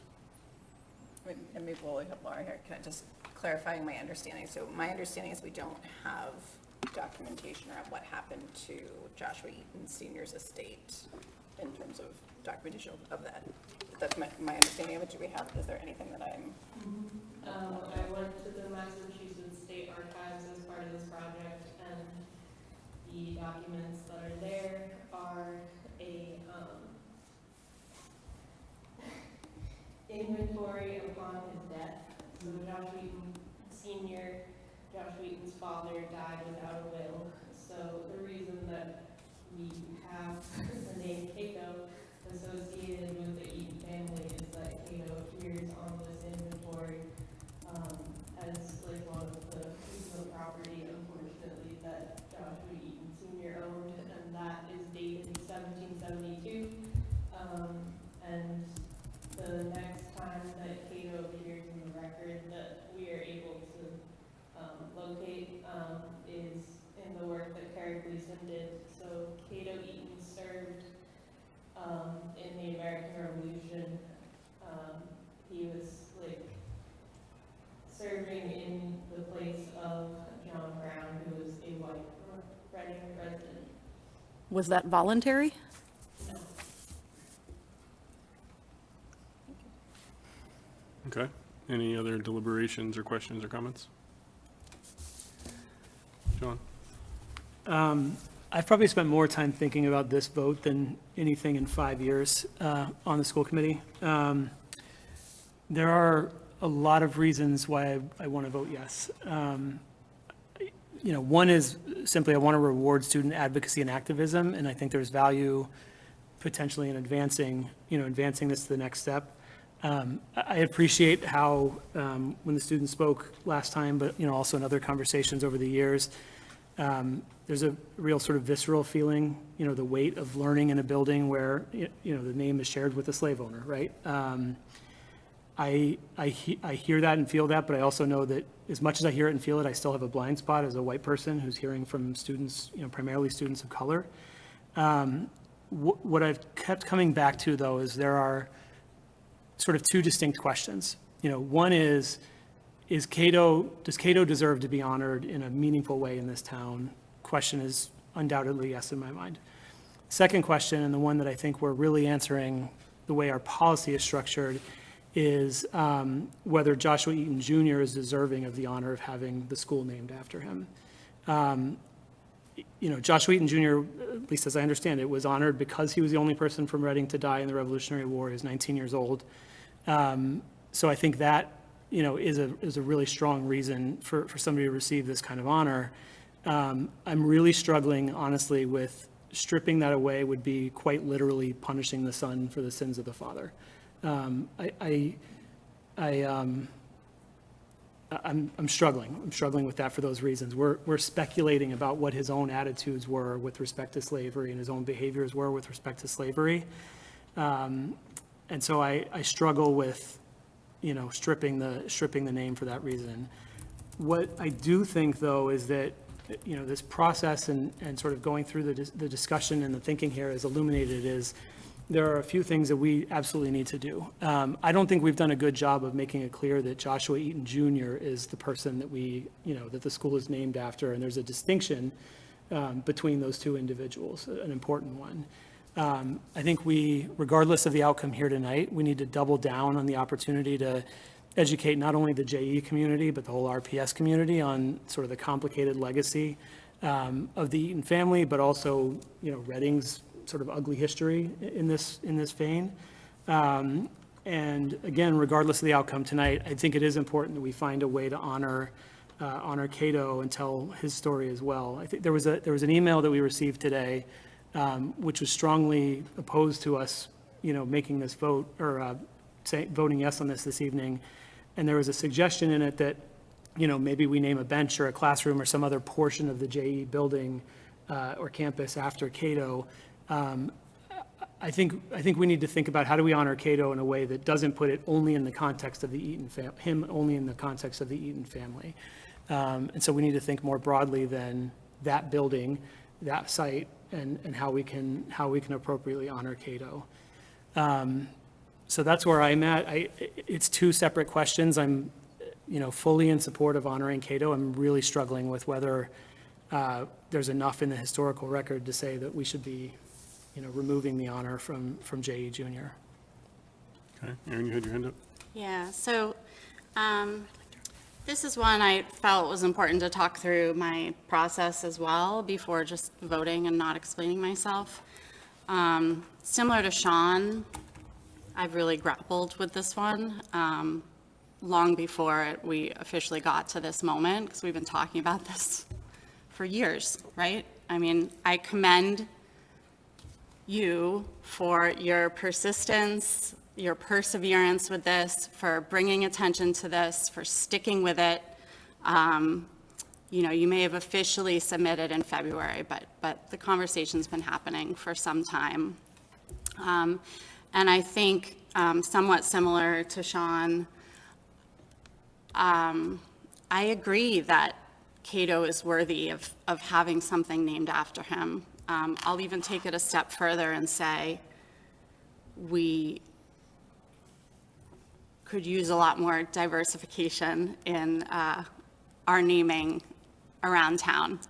And I'm proud that the policy subcommittee took the time, I was a part of that, to revisit that policy to sort of widen the possibilities for who can have facilities and things named after them, to open the door for that.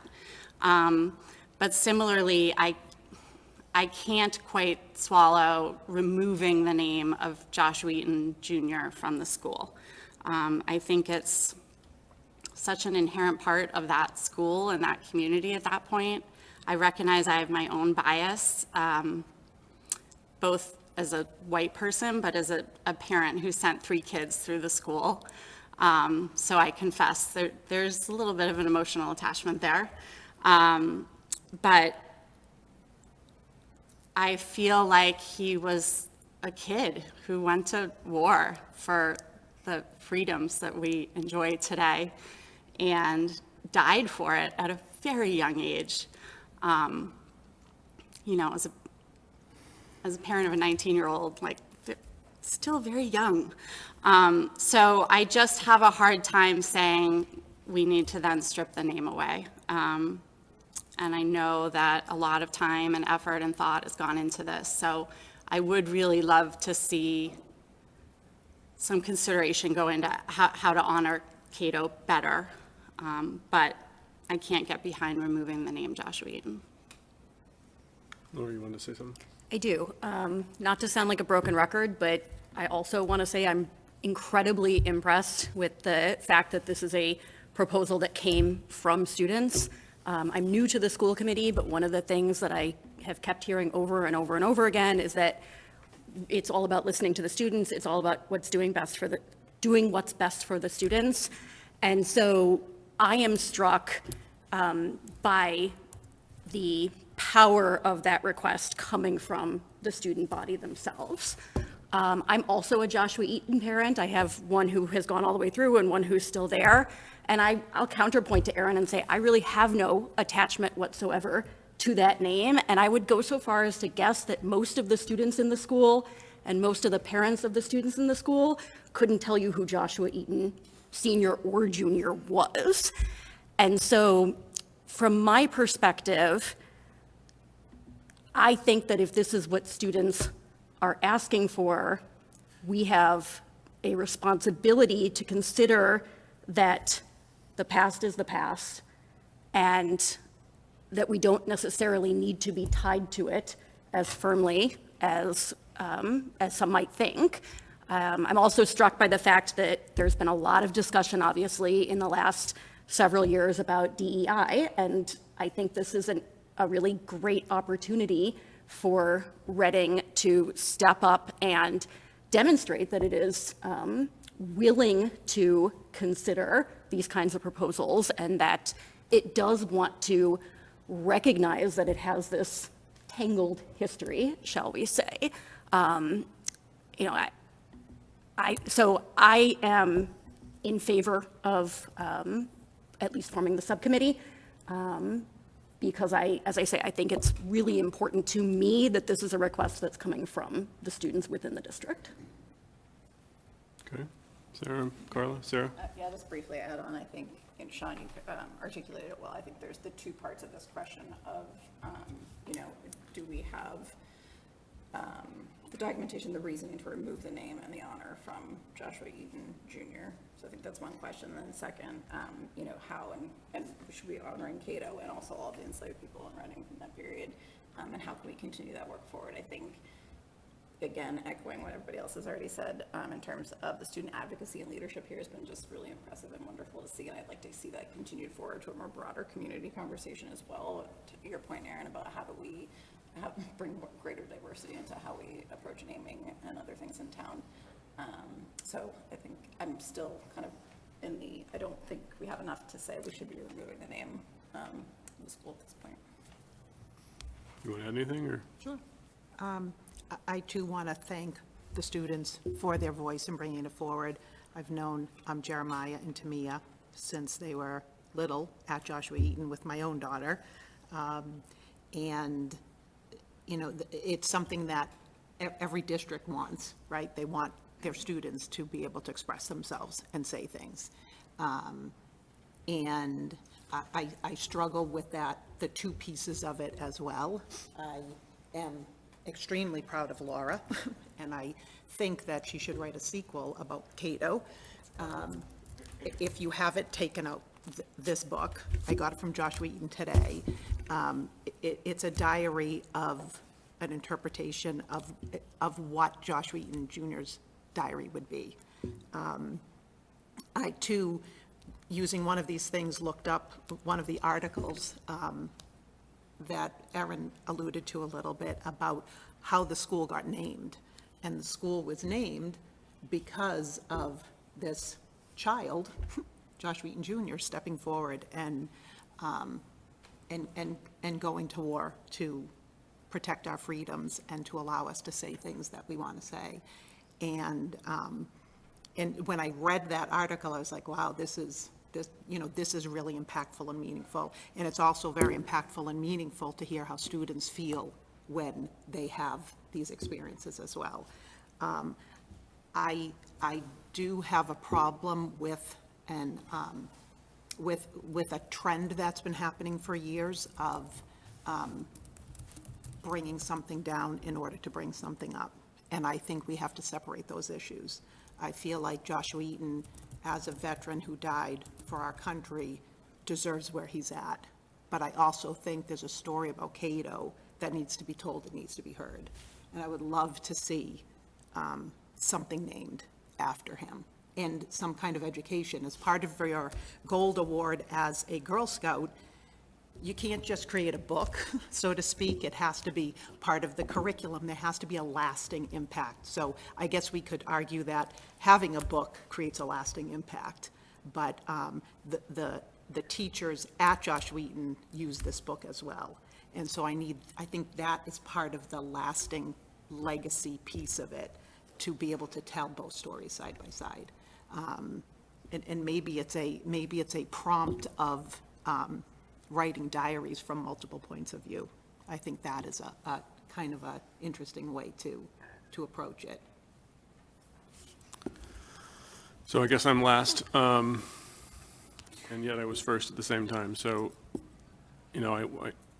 when we talked, I heard your, and actually it was like 7 of you in the room at the time, right? Very passionate. You had your justification, you had your reasons. The team, presented last week, we heard from it. But I told you then, and I tell you the same thing I'm telling you now, right? So you already know what I'm going to say. right? I have the same problems that, you know, four of the rest of the five on this committee have, and that is taking away honor from some person to do somebody else. I'm fully on board with some sort of honor for Cato, suitable, what the right thing is. I don't know the answer to that. I don't know that any of us know the answer to that. I don't think a bench is suitable, right? I think it has to be bigger than that, frankly. So we have to figure out the right thing, personally. Collectively, what that is, I don't know. But I can't support taking away the honor of somebody who went and died to make this country what it was, so that we could eventually get to the point where slavery is not an issue, and North led that thing, that process. And so we could have other freedoms that we now have that make this country what it is today, and was and has been for the last 200 plus years. So your advocacy, I've been in the middle of it. I was in that room, you know, a couple years ago, right? And some could say, and they have said in the news, that I've slowballed this, but I think there's a lot of process that we've gone through. Your first request was to clean up the policy, and we did that. It took us a long time, but we did it. Part of the reason it took us a long time is because this is a volunteer job. And really rethinking that policy and restructuring that policy was not simple. It was very complex to try to get it right and try to think about different situations. And I do firmly believe your advocacy led to a better policy on a go-forward basis. And I want to thank you for that as well. But from my perspective as well, I can't vote to take away the Joshua Eaton name. But I could totally get behind, as I said in Dr. Milczewski's office a couple months ago, some other name for Cato to celebrate him. And so I think when we talk about what that next step is, that might be the next appropriate thing. If we can figure out if you all as a group and as a Greater Reading community, we can come up with what that might be. So I would encourage you to keep the process going, and we can figure out what that next step is at the time when it comes to. So the committee's all said what they had to say. There are people online. There are a couple of people here in the room. If there's anybody who wants to add anything further. Laura? I don't want to speak at first if someone else has something to say. Please come forward. Tell us your name, address, and your feedback. Podium, because there's only one mic. Yeah, use the podium, please, so they can make sure it's picked up for both. Good evening. My name is Virginia Blodgett. I've lived in Reading for almost 43 years. I was a teacher here at the high school eons ago. But in the last 15 to 20 years, I've spent a good deal of time researching and learning about Reading's history. And it's fantastic, all aspects of it. Some darker than others, but it's important. I would like to echo the school committee that I really appreciate the fact that you have supported and stayed with this, not let it go, followed through to make sure that people were heard. I guess I have a couple of things that maybe a little different spin on a couple of things. One being that there were many slaves. I don't know if many is the right word. There were several slaves in Reading, not just men, but women and children. If you look through Reading's vital records, of course, at that point, we need to discuss Reading, because at the time of the American Revolution and up till the early 1800s, Reading was what is now Reading, Wakefield, and North Reading. So when you look at a list, you have to be able to try to sort, not easy, because you can't always tell where that person lived, where the slave owner lived, whether it's in this Reading, but there were still several, we know, in this Reading. My problem is that I agree with what's been said by a lot of the school board. Joshua Eaton was a young man who, as far as we can tell, we have been able to find no proof, as Laura said. His father was a slave owner. His father died in 1772. Joshua Eaton was not yet 15. Because he was a minor, very shortly after in 1772, a petition was signed to have his mother be his guardian. He could not have inherited Cato. That doesn't mean he didn't live in the house with him, although by 1775 he marched with the Minutemen on April 19th. He enlisted again in June of 75, served another 3 months, and then in 77 enlisted for a 3-year term, which he never finished because he was killed at Saratoga. The First Battle of Saratoga, which led to the capture of the fort and the resignation of Burgoyne, which was a huge turning point in the American Revolution. He was not the only Reading person there. There is an estimate from the 3 towns that as many as 50 Reading people were at Saratoga. So it's an important part of our history. It can't be ignored. I'll try to finish up. My big important point is that Cato was not the only black enslaved resident of Reading. And I think there's an opportunity that we can possibly not demote, if you will, Joshua Eaton for what he did, but find a way to honor all of Reading's black and enslaved.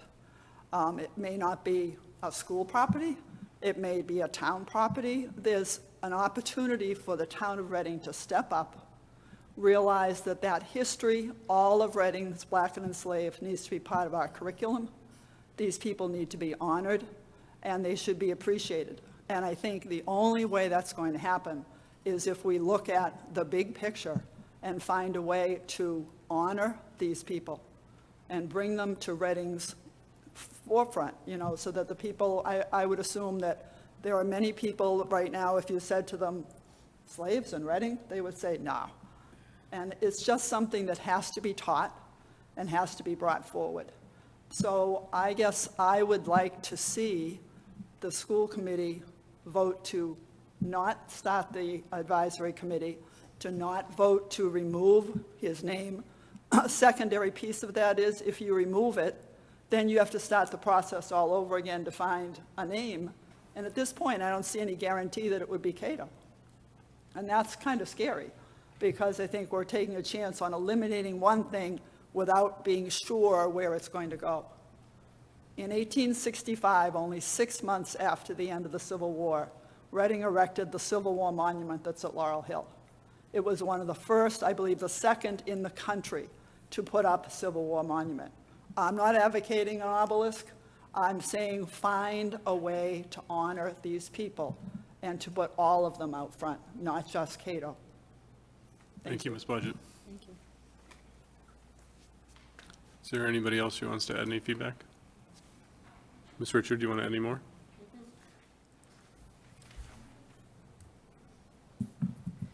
So I'm here to speak in favor of renaming the school. I graduated RMHS in 2017, which was 8 years ago, which was when I wrote this book. You said earlier that you were talking about your focus on excellence. I think I mean, I've dealt with complicated feelings since learning about Cato, and I don't think I could ever call Reading an excellent place, knowing that the school continued to be called Joshua Eaton when these students have worked so hard to ask you to change the name. This has been many, many years in this process, and they're still here, and it sounds like you're not going to do it, and that's very disappointing. So when I came across Cato, I didn't know what to do, but these new students have this clarity that I find very heartening. I'm very proud of them for asking for this change.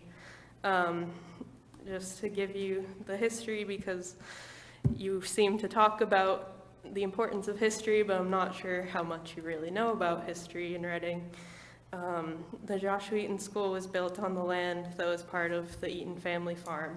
So if you were to rename the school to Cato Eaton or something along the lines of that named for Cato, you would be continuing to have the connection to the land. You'd be continuing to have the connection to the American Revolution and a veteran of the American Revolution, because Cato lived on that land just like Joshua Eaton. He lived there forcibly, it was not by choice, and he served in the American Revolution just like Joshua Eaton did. The school was named for Joshua Eaton in 1949. So I just did the math, and it has been named for Joshua Eaton for 76 years. So I think that he has had more than enough time named to have that school named for him. And I think that if you were to do something for Cato besides renaming the school, it would just feel like very wrong. You mentioned having a bench, like to name a bench after a black soldier, to name a bench after a black person at all, where you have a gigantic school named for someone who helped enslave him, it's just not a good look. It's not what I would like Reading to be. So that's, I would also say that I am ready and willing to work with or join any committee if that is what comes out of today. It's more important, I think, to listen to current students than it is to be like upholding this idea of the past that is not what we want it to be. I don't want to honor an enslaved man. That is the wrong sentence. I would like to honor an enslaved man. I would not like to honor someone who helped to enslave him. And to reiterate, if you were to name the school for Cato Eaton, you're keeping the connection to the land that he lived on, and you're keeping the connection to the American Revolutionary veteran. And I just want to ask the board that looks majority white to imagine what it would be like if your child was black and they were attending Joshua Eaton School. And just think about what that would do to them, because I know that there are a lot of studies about Native American mascots and how that harms Native American students at the school. So if you're going every day for 6 years to a school named for someone who's associated with enslaving people that look like you, like what would that do to you? So I think that is more important than honoring Josh Wheaton, who has already been honored for 76 years. So thank you. Thank you. Just a small clarification. I think both Sean and I said a bench is not a suitable thing. We had received an email to that effect recommending it, and I think both of us said it was not suitable. So just want to make sure we're clear on that, but thank you for that otherwise feedback. We do have one person online, Jonathan Barnes. Mr. Barnes, please come on camera, introduce yourself, and share your feedback as well. Can you see me? I will in a second. Once. Thank you very much for the opportunity. I'm sorry I couldn't be there, but I'm out of town. I also want to say that I know in the library it's there's an echo and it's a little difficult to understand, particularly for me on Zoom. It was really hard for me to understand some of the spoken comments, particularly the last speaker. So I apologize if I misinformed about what that individual said or misstated or misrepresented. I had a couple of comments, and if you don't mind, one or two questions, procedural questions. Just initially, I just want to indicate that I am speaking this evening personally, but I am a member of the Historical Commission in Reading. And I just wanted to comment that this obviously is an important issue, as all of you have. Both issues are important issues, the issue relative to Cato and the whole question of slavery in Reading, as well as the importance and significance of Joshua Eaton historically to the town of Reading and the Eaton family. They are extremely important, and I didn't want you or the public to think that the Historical Commission had intended to be silent about this. When we found out about it just recently, we obviously are not able to discuss situations other than in open meetings, and our next meeting where we have an opportunity to talk about this is not until next week. So regrettably, we weren't able to discuss it, so I cannot represent anything on behalf of the Historical Commission, but I did want to indicate that fact. And we'll be discussing it next week. It's on our agenda, and depending on how things go, this evening, we will probably offer some comments. Having said that, I don't want to repeat from the standpoint of my comments what everybody had said. I'm basically going to say the same or similar things to what most of you have said. I very much appreciate what this issue has generated in terms of the discussion. I admire and respect the group that brought it forward. It is very, very important for many reasons that it be elevated to a discussion in the town, and that the town be educated about it, as I believe Ms. Blodgett had commented. There's a lot of history in town regarding Reading's involvement in the slave trade and slavery, and it's very, very important that be surfaced and that people in Reading be aware of that. So I applaud the group for bringing that up, and I agree that it is something that should be honored and appreciated in word, in deed, or in recognition in some form.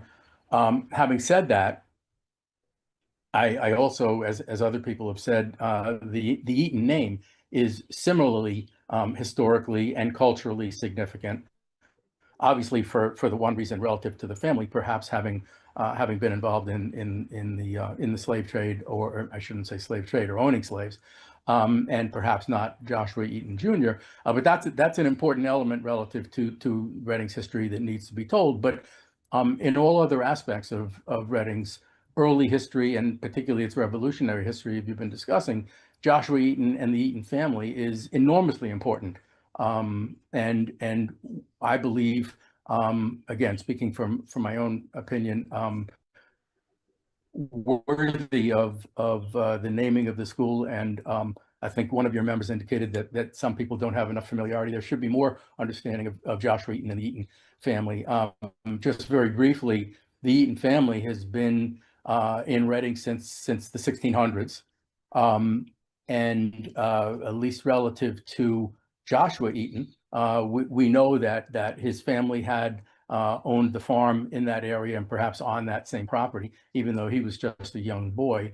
It's also important to point out that historically Joshua Eaton marched with the Reading residents to Merriam's Corner in Lexington and Concord, or near Lexington and Concord, and fought in that battle, as I understand it as well, and also participated in the battles surrounding Boston, leading up to its evacuation, either in Cambridge or at Dorchester Heights. So it isn't just that he gave his life near Saratoga, although that is significant, but he had a lengthy history and should be a well-recognized history in terms of his Revolutionary War service, not just the fact that he gave his life. I would also point out, as I understand it, there were many Reading residents that served in the Revolutionary War, but none more in number than the Eaton family, which to my understanding had approximately 25 Eaton members serving. So there's a lot, I think, that warrants what was designated in naming the Joshua Eaton School, and I agree with some others who have spoken that while it's important to recognize and honor the participation of Reading in slavery, that should not be done at the expense of other noteworthy Reading history in the form of the Eaton family. So I agree that the issue should be surfaced. I also agree that more information about Reading's involvement in slavery should be presented and aired and well taught and learned by Reading residents and Reading students. And I also agree that perhaps there's a more appropriate honor, whether it's another location in the high school or another school, even in the Joshua Eaton School, whether it's an auditorium or some other facility there. But I just agree with others that it should not be at the expense of Joshua Eaton. If I may also just ask procedurally, because I think it may be significant, at least in terms of the way you folks consider the vote. If I understood it correctly in procedures, I know you said that you changed. I also understood from your materials that you are applying the previous procedural requirements to to this instance. Am I correct about that? Yes, we are. The request came in before our new policy was approved. So as a result, we grandfathered the request into the old policy. So my question or my clarification relative to the question about whether or not the subcommittee should be formed is my concern about what the application of the former procedures might have to that. Because as I understood your material in your packet, it indicated that the standard, as I think it indicated in the charge, for consideration by the subcommittee, and this applies not only in the naming of a new building, as I understood it, but also in the determination whether to consider to remove a name. The same standard would apply, if I'm not mistaken. And that then goes to my point that the former standard or the former policy indicated that the person living or deceased would have to have made a significant contribution to education in the Reading Public Schools. And I know then indicated that the evidence of those contributions may include but not be limited to certain things. But I think if that's the standard that is presented to this subcommittee, that's going to be a significant hurdle to overcome, if not an impossible hurdle to overcome on this question of whether or not the name of Joshua Eaton should be removed. And I would not want to see that happen if that's the case.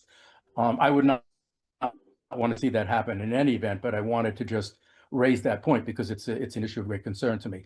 I think that's all I had to say. Thank you very much. Thank you. It's a legitimate point. If it goes to the advisory committee, that is what the policy says. The policy does start at the beginning of it saying, naming a school or places within a school or on a school property is an important matter that deserves a thoughtful attention. A name associated with educational significance or inspiration should be chosen.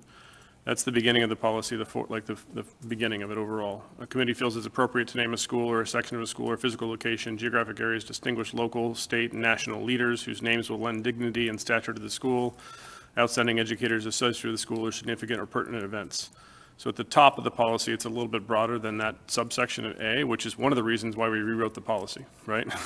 And this whole need of unnaming as well was not very well documented in the policy. It's kind of hidden in the bullet, which also is another reason why we rewrote the policy. So as it stands, if this passes as an acceptance, then yes, that standard would hold, that have to be considered. And then it will be up to the next chair to determine if that advisory committee suggests the unnaming or the removal of the name and the school committee accepts that suggestion, the next process of naming a now unnamed school would follow, in my mind, the new policy. But the new chair at that point in time would have to make that determination. Well, thank you for that clarification. I guess that confirms my concern, and for that reason, as well as the other reasons that I had mentioned earlier,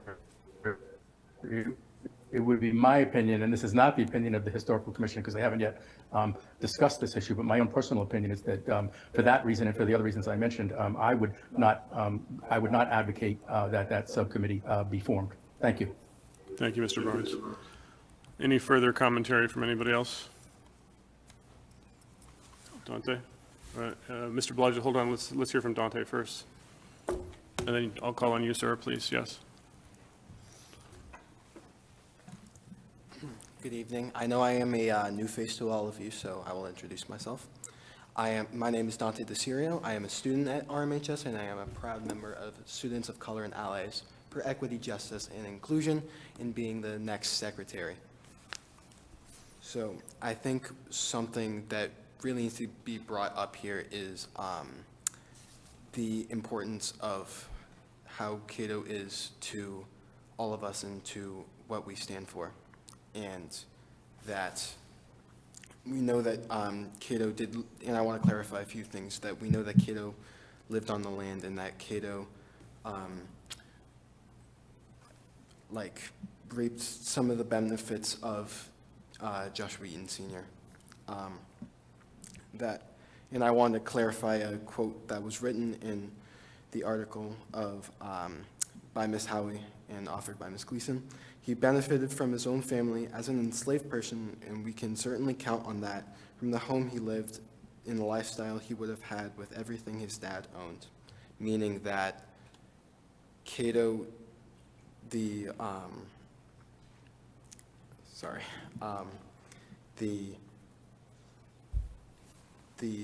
stuff that Joshua Eaton, because we know that Joshua Eaton Jr. was not, we know that Joshua Eaton Sr. did not write a will and say that Cato Eaton was in the will.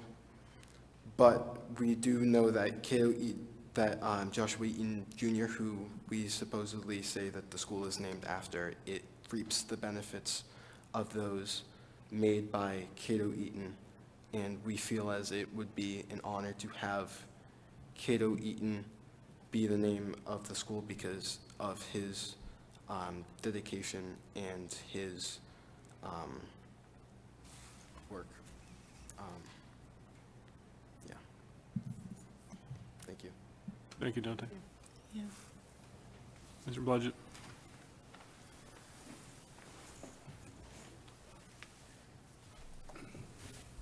Hi, thank you very much for letting me speak and letting everybody speak. I'm an old face that you all remember, probably. I even had 2 of the students that were honored at the awards before this ceremony.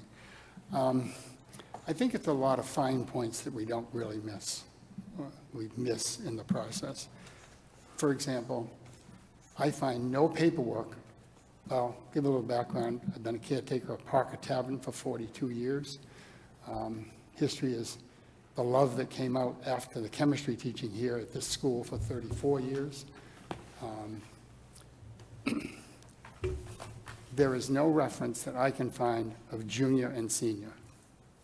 So it's a little hard to separate them sometimes. We know who they should be, but therefore it falls a little bit of a question as to what that really entails. I'm just going to make 4 different points. When Joshua Eaton, the father and owner of the farm, passed, Joshua Eaton, the son, was 15. And by British law, he gets nothing. And many of the families, the children are dealt out to aunts and uncles. They can't even stay with their mother. It's the way it works. That was the way with the Parker family. I'd also point out that there's a little discretion in the land. That land, if you look in the Atwood End book, it shows a picture, and it kind of implies that that's the Joshua Eaton house. It is not. That's the Sweetser house that moved from Leach Park, across from Leach Park, up there. The Joshua Eaton farm was sold at least 3 times, I think. The Murray family owned it. There was others, I can't remember them right now. I also feel a great deal of distress, and to pick out one very unfortunate slave, Cato, and not honor all of the rest. It's a horrible situation. We all have burdens we have to carry. I have one that's horrible. My dad was in D-Day, and he came home and he was disrespected because he didn't serve in the combat unit at D-Day. There were 5 beaches. He wasn't at the big one. And my pension was 5 cents a month back 78 years ago. That's represented by the government. I think we have to do a lot better, a lot better. I think those are the points I want to bring up. Be around, be glad to act as a service to however to make this righter. It will never be right. That's a problem. Thank you very much. Okay, I think we're going to close comments at this point in time and move on to the vote. And the motion, I'll make it real quick and then I'll explain it. move to accept the nomination to remove the name of Joshua Eaton. Do I have a second? Second. Seconded by Aaron. So we are not voting on Cato as a name or not a name. We're voting on accepting the request or the nomination to remove a name, which has to be the procedural first step of the policy. If we accept this nomination, then we will create an advisory committee. If we do not accept this nomination, this topic, as currently crafted, is closed. And that becomes the end of it for now. Doesn't mean that those of us up here and those of us out there can't continue to move forward with other things, but this particular nomination would be closed. So a yes vote says I want an advisory committee to move forward. A no vote says I can't move forward with an advisory committee. Is everybody clear on that? Okay. So with that said, all in favor, or all who want to do a yes vote, raise your hand. Okay, and all opposed, raise your hand. And the motion does not pass, so the request unfortunately is now going to end at that point in time. With that said, I think you've heard from a lot of us that we do want to find a way. I think there's some community feedback as well to make it potentially even broader than Cato. Dante, I hear that Cato is important from a SOCA for EJI perspective, and I know there's a greater community group called Cato as well. So I think there's a greater community conversation to have in that space to figure out the next step. So thank you very much.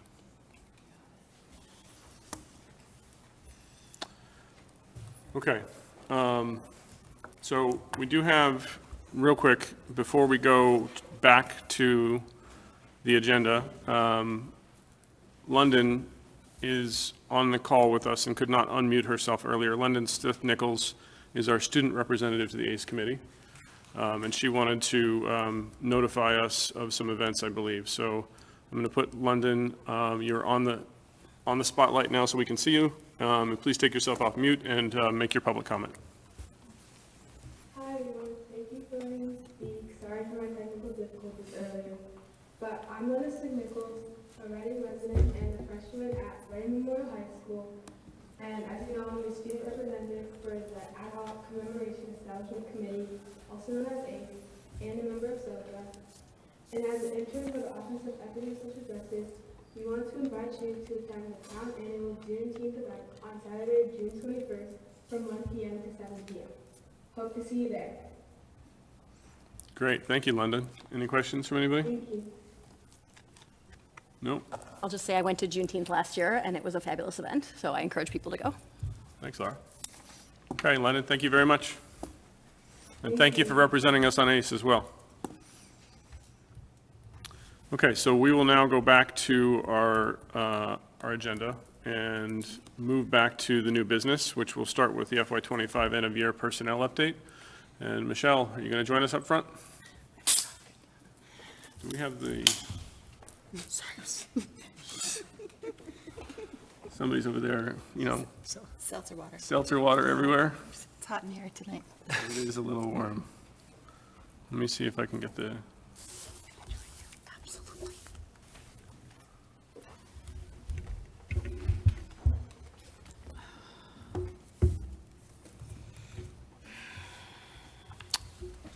Okay.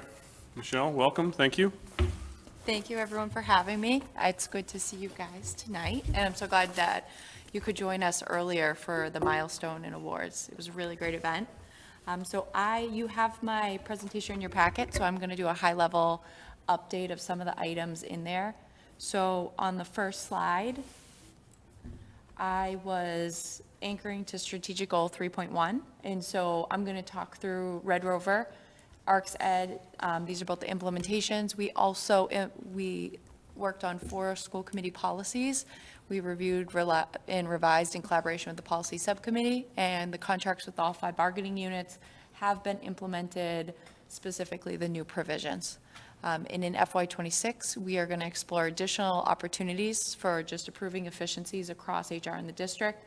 we have found a new platform, I don't know if any of you have heard of it, called Scribe, which allows for the creation of guided videos in screen captures to walk people through different like trainings and stuff like that when we're looking for information. So that's something we're going to explore, those screen capture and audio recordings to help with some of our training and things that we have going on. So on the next slide, this is just the Red Rover outcome. So last year I was here and I was talking to you about implementation and what we thought it was going to look like. So here I'm back to tell you it was in fact what we thought in terms of outcomes and how it could be beneficial to us. Here are just some of the high-level ones that I want to share with you: streamlining position tracking, simplifying navigation, effective communication. We were able to push out notifications to substitutes, or if we had high volume days such as Good Friday, we're able to blast those out and get those to people's phones really quickly, and more efficient with payroll. We were able to really harness the system, and we've been getting great feedback about it. And a huge positive, we have roughly $13,000 in savings over 2 school years by making this switch. So not only are we gaining efficiencies and these outcomes, but we're also saving money while we're doing it, which I think is huge. The next one is ARCS Ed outcome. And with this, the new training system automates access, so employees no longer have to wait. It gets them into training much faster than before. On our end, we save time because we're no longer having to manually track who's completed it. We receive an updated list every Monday. This allows us to quickly identify and follow up with those who haven't completed it yet, which increases accountability and reinforces urgency to complete the training as quickly as possible. Plus, automated reminders to employees help ensure it stays top of mind. And so what I'm trying to show in the graph here is you can see with the red line, we were able to get people access to the training much faster, get them trained, and really progress people through much quicker than we had been. You notice a blip in November because one of the really good things that we were also able to find is there was a population of staff that was having trouble completing the trainings. Because it's automated, we were able to identify that this population of staff was having trouble. So we took the November PD day and we held a mandated training workshop for this particular staff, which got them all trained in the mandated training. So that was really cool to be able to see it in real time, how this helped us. In terms of employee satisfaction, which is strategic goal 3.3, we just had the milestone reception and recognition with the Distinguished Teaching and Staff Awards. We also just recently held a staff appreciation lunch on May 22nd in collaboration with Town Hall and Maya, where we delivered a box lunch to every staff member across the district on May 22nd. And we've heard really great feedback about that. It seems like it was well received. Our plans for FY26, I'm looking at doing an employee satisfaction survey to see where we have areas that we need to address. So I just want to double down on that really quick too. We feel like a couple of years ago, we weren't consistent even on the exit survey, which I feel has become a more consistent part of our practice. But we realize a lot of times that's data that's too late sometimes. So I like the commitment of our HR team and to get data in live time from staff on feedback, things we could do to strengthen from our current employees as well. So appreciate HR's thoughtfulness on that. Thank you. This is just an overview. I'm not going to speak to this of the Teaching Staff Awards, the number of staff in each category that were recognized tonight. Recruiting and retaining a diverse workforce. This links to strategic goal 3.3. So I have the FY25 outcomes. We added the MECO coordinator at Parker Middle School. We're adding additional MECO SAC at the middle school level for next school year. We've partnered with YCM Solutions to broaden our outreach for highly qualified international candidates. And we do have a new hire who will be starting at the high school in one of our Spanish teacher roles in August. We are partnering with Bloomboard to provide educator prep resources, as well as we are participating in a grant in partnership with Short Collaborative. Our plans for FY26, we would really like to leverage our Boston Parent Network more and our existing staff network. So just some of the examples are reviewing job descriptions, disseminating recruitment materials, and exploring partnerships with local organizations. This goes with the last slide, with just to show you how we've progressed year over year in terms of race and ethnicity by number of staff. This is all staff members, and this is to just give you a snapshot of where we are and where we've come. So we're working to move this however we can, but it does take, it's a district level effort to move these numbers and progress them. And just finally, I would like to thank Kristen Cohen and Andrew Gutchess for everything they do. They juggle a massive workload and somehow always crush it. And no matter what ideas I throw their way, they run with them and make them happen. So I just want to thank them as well. And now I just want to open it up. Any questions that you may have? Anybody? No? Michelle, thank you. Great job. Thank you. Thank you. Thank you. I think you're going to stay there, though, for a second, right? The next item on our agenda is the review of the Reading Paraeducators Association Memorandum of Understanding. Michelle, you want to give us the outline? Yes. So there is a provision in the current collective bargaining agreement with the Paraeducator Association. It is Article 2203. It states that the parties agreed to revisit provisions regarding consecutive 45-minute intervals up to 1 hour and consecutive 30-minute intervals up to 1 hour within the compensation structure during the 25-26 school year, with intention of increasing to $20 per hour. So this is that first, in the substituting clause, it's the first level of the 45 minutes or 30 minutes to 1 hour. So in alignment with the contractual language, we have engaged with leadership and Paraeducator Association leadership, and we are recommending that we do move that proposed hourly rate from $15 an hour to $20 an hour.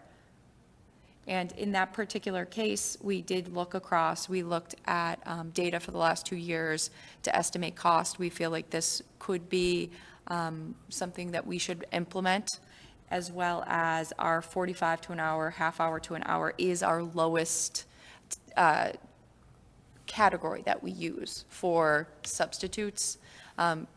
Usually if a teacher is out, it is a full day or a half day, so we don't as frequently use this first category of the 45 or half hour to an hour.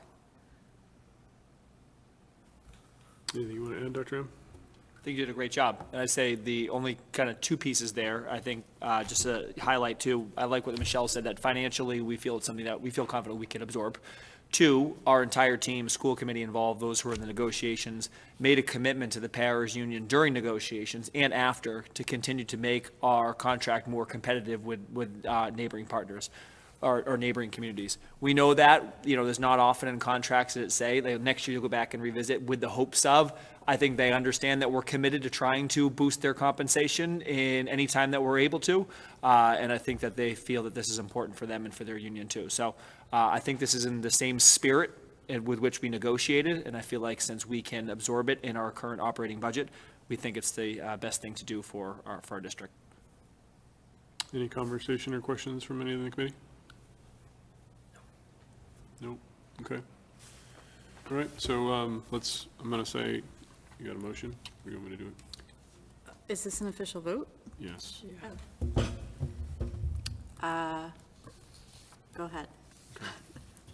Get out of that. I can go back over there. I can do it. Go ahead, Sean. Motion to proceed with a memorandum of agreement with the Paraeducator Association to implement the proposed hourly rate increase of $20 per hour for the specific provision.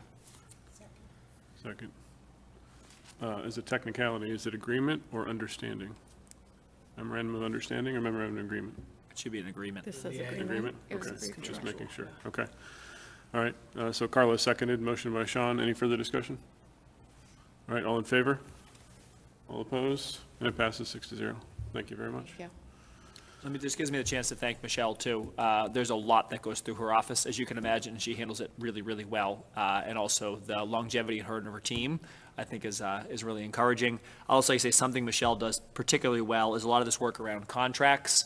of like rewriting, as Tom knows, writing contracts, rewriting contracts, MOAs, MOUs. She turns out quickly and efficiently, and that is something that I feel like many districts do not have, is someone with the skill set and ability to be able to do that too. So appreciate everything you bring to the team and the way that you do it, and so thank you for this tonight. I think it's a good example of how quickly you move forward. I will double, triple, quadruple echo that, having been through it with you for. Yep, absolutely. So thank you, Michelle. You're welcome.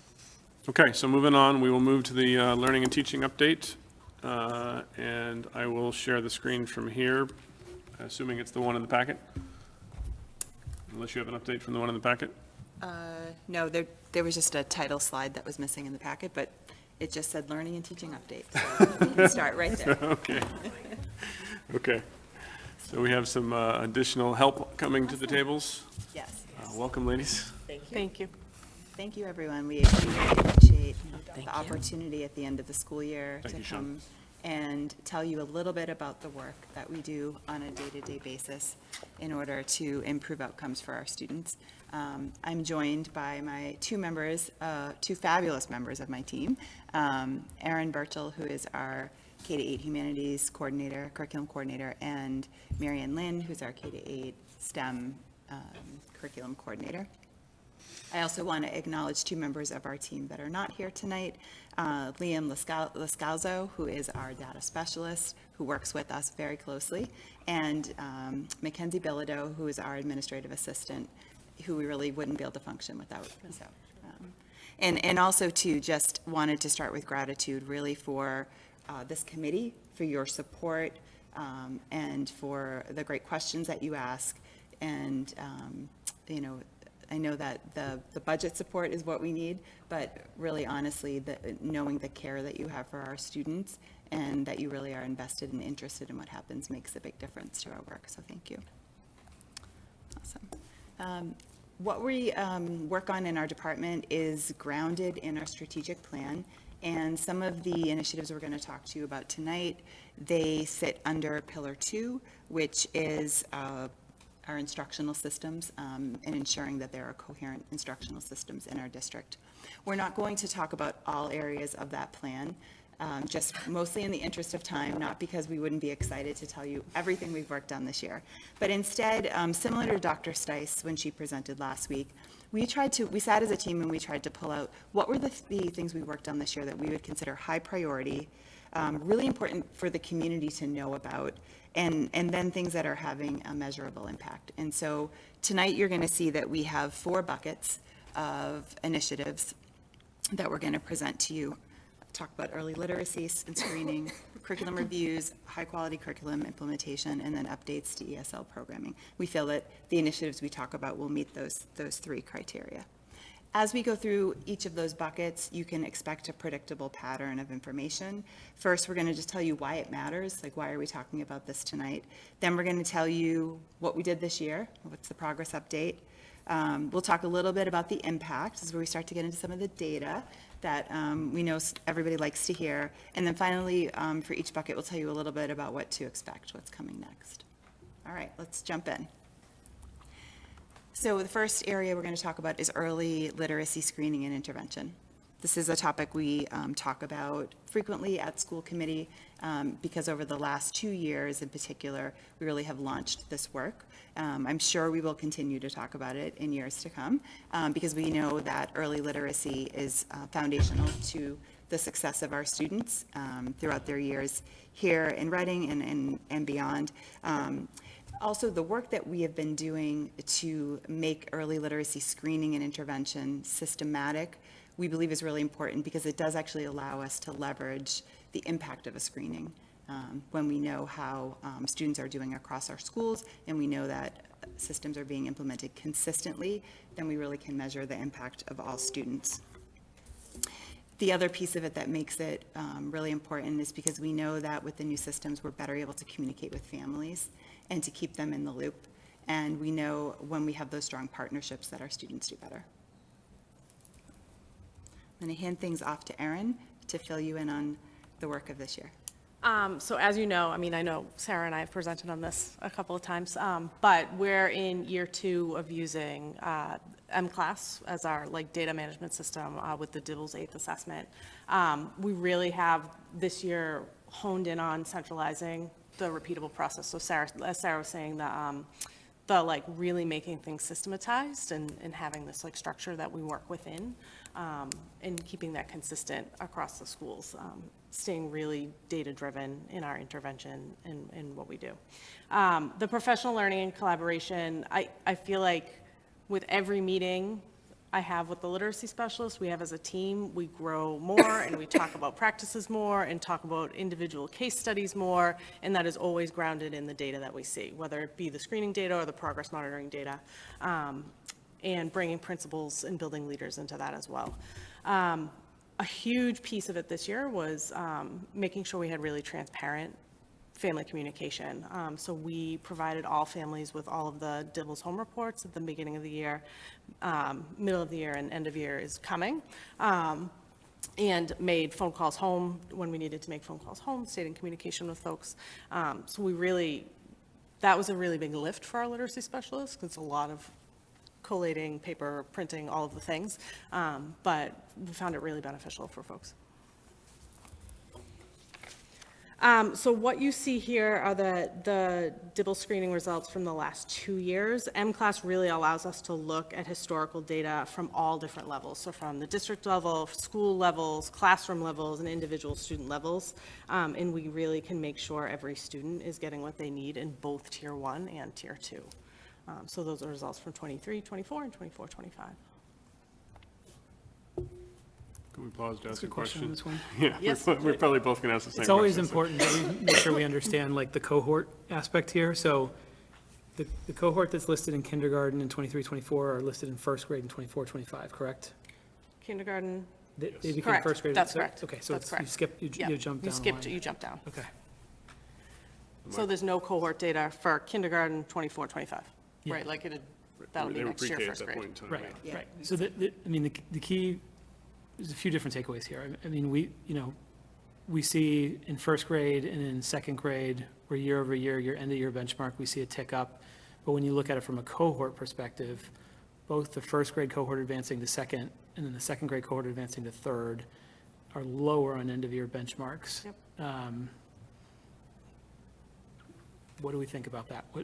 That it's not sort of the result that we would expect and hope for, given our investment in the curriculum and, all the positive things that we see going on. So what do we think we're seeing there? Like, that's a really good question. I think there are a couple of things to think about and consider, right? Like, I would want to look at the subtest scores and see what the subtest scores and what the breakdown for those were and where sort of it was, where different things were weighted differently in different years. I think that's a really important thing to drill down on as we look cohort to cohort. I also think, obviously, like, skills get harder as we go up, and like that's a piece of it too. But I think that is something we definitely, as a team and as like with our school-based teams, want to look at a little bit more deeply. Can I add on to that too? Yeah. We've talked specifically lately, as we're looking at end of the year data, not just for DIBELS, but for ERLA, about second grade, and sort of wondering, like puzzling why we're seeing a little bit of a shift with that group. I do think the second grade DIBELS is a different assessment than the first grade. I mean, while some of those subtests carry over, there's also shifts as they go. And so it's not, the same assessment that kids are taking. In general, as we look at our end of the year results for our students this year, while we will, of course, we always dig into the nuance of things, we are generally really encouraged by where our kids are landing. When I talk with the curriculum directors and assistant superintendents of surrounding districts, and to have, 80% or more of your students meeting or exceeding benchmark is exceptional. It's a good place to be. We would love to see 95, 98% of our kids there, and that's certainly, what we're working towards. And that's why we do those deep dives and look in and talk about what might be happening, what might this be reflective of. When we get to the ERLA data, Erin can actually, we'll be able to share an example with you of one of the ways we did that last year and sort of how we saw that come to fruition. So, it's a great question. My question was going to be similar, but first an observation and a reminder for people that last year's kindergarten dibbles started late, which is why it's an 89% in That's the a really good point. early measurement. Yeah. It's not actually representative of did what should be December done. and March last year. Right, so I think what we're seeing is this year's dibbles for kindergarten is much more representative of what we should expect on a go-forward basis. And yes, as you go through the year, the tests get a little bit more robust. I am a little worried about third grade not moving at all, right? Sean's observation was one I definitely had as well, from you go year to year. I am encouraged that across cohorts, you're generally seeing, okay, we're getting a little bit better. We go from first to second, and second to second, but third has not moved. And that's something I would want to understand more of and see the details. And I'm hopeful that, integration of MClass with EduClimber, you can start to drill into that a little bit more. And you already are drilling into it sounds like, Aaron, but what are the core themes? And as we continue to give feedback to ARC as well, is there something there that we need to, continue to push on? Yeah, for sure. Right? I think as well as you go down K to 1, you're learning to read. You go to 2 to 3, you're starting to read to learn. So the expectation is it's going to be a little bit harder to meet the benchmarks to a degree. Comprehension starts to come in versus just knowing your ABCs and whatnot. But so I'm not so worried about K to 1 versus 2 to 3, but I am, the movement throughout the year for second and third is something I'd be a little No, I bit hear concerned that. about. I mean, I think another important thing to keep in mind too is when we get to second and third grade, there are actually less subtests that happen. So like when you are in kindergarten and first grade, there are like 4 different subtests you're going to, and so then you're going to just like a couple of subtests too. So I think that's a piece of it as well. Sure, Aaron, go ahead. So another thing that jumps out to me is just the drop from end of the year to the beginning of the next year for the same cohort. So I know it's summer. Do we know, like, to what extent, because it's only a small percent of kids who are qualifying for extended school year, right? So do we know to what extent, like, who's representative in that dip, and what are we doing to encourage summer reading, which is a little bit of a personal beef of mine that I don't think we do enough. So I would love to know if there's a goal to improve upon that. Yeah. I don't have an answer to your first question. Okay. But I think that's something we can dig into.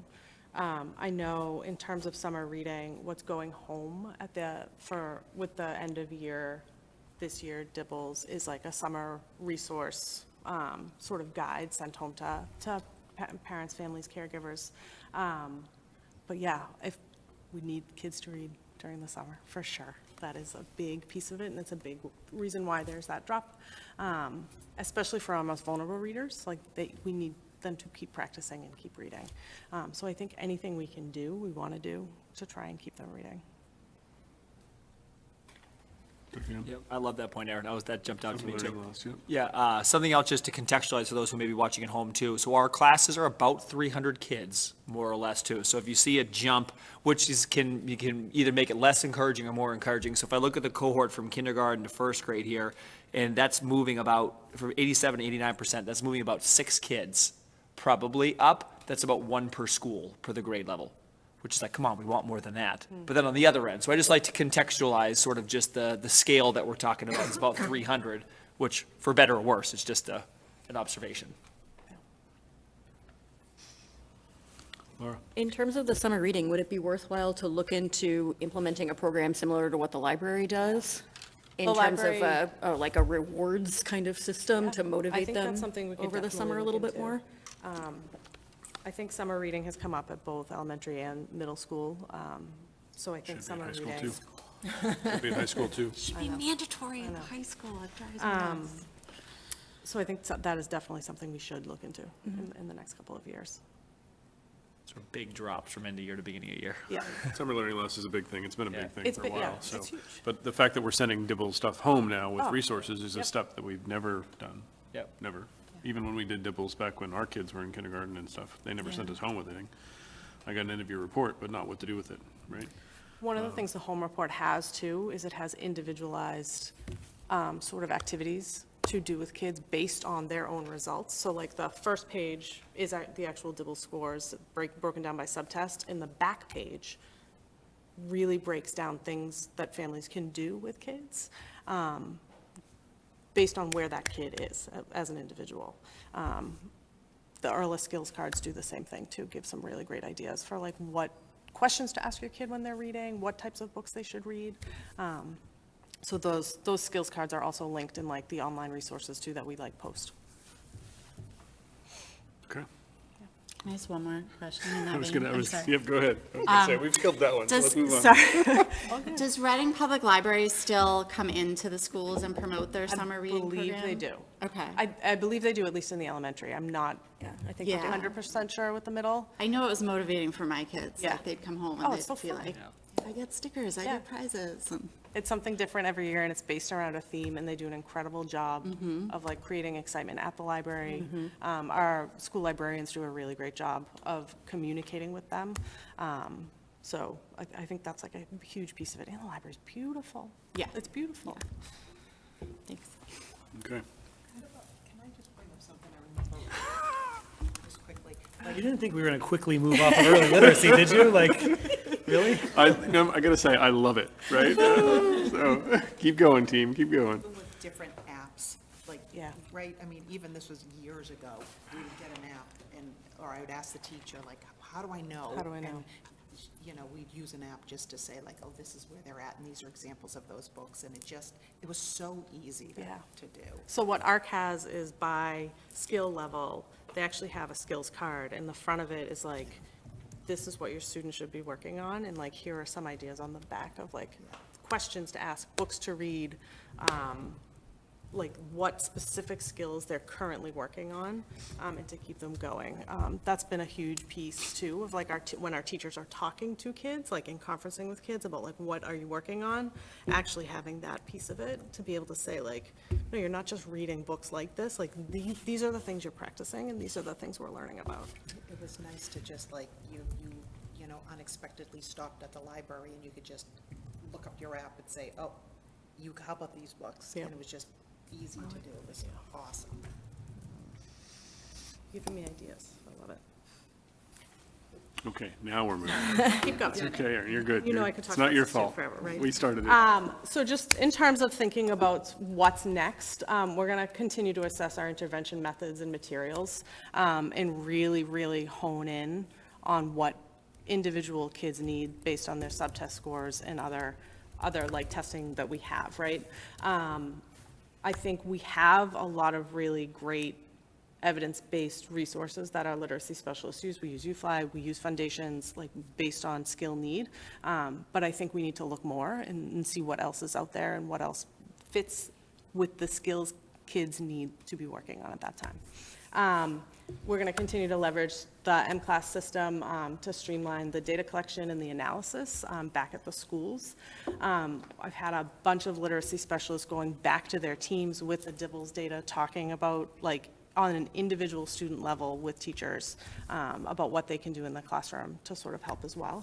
And then we are developing a response to intervention process for students who require specially designed reading instruction on an IEP.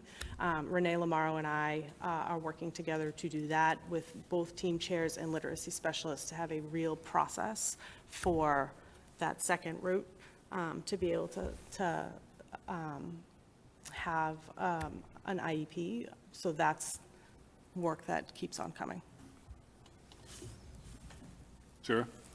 Tying to the stuff on this slide to the previous one as well, I think really thinking more critically around the high-risk kiddos. So sending home lists of books and DIBELS and what to do with them is not going to solve that learning loss over the summer for those kids. So we've talked about this in a couple of previous meetings as well about what does ESY for that group look like to continue to build those skills over the course of the summer.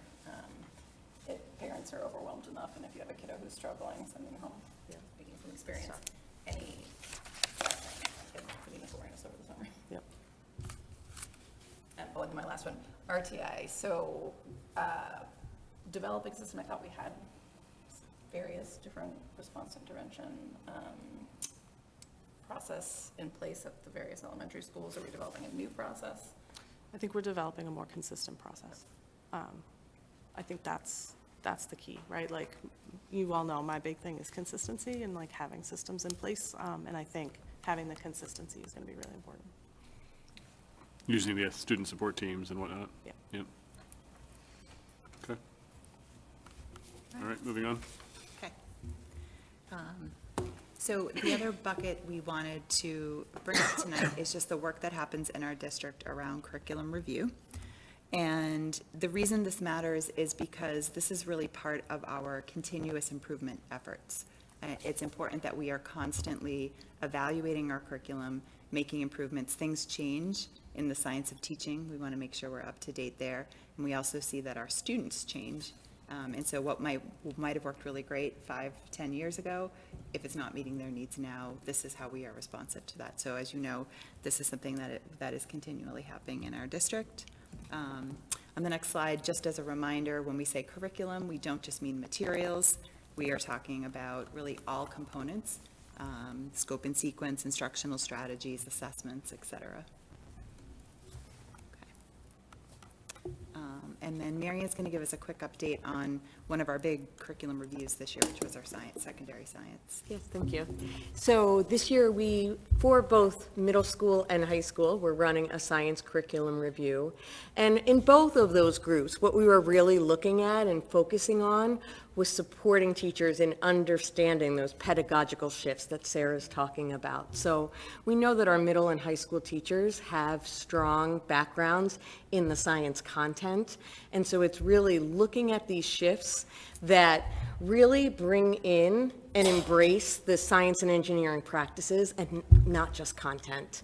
So really having students be the doers of the science in the classes and engaging in practices like modeling, engaging in practices like argumentation with evidence, in designing experiments, not just carrying out a cookbook experiment that a teacher might give to them.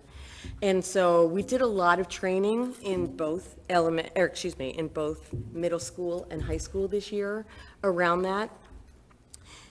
Regarding that, like really the shift into developing science units is really starting with some type of anchoring phenomenon that the kids can get excited about and really ask lots of questions, and then using those questions that the students have to really drive the unit and the lessons that they're engaging in.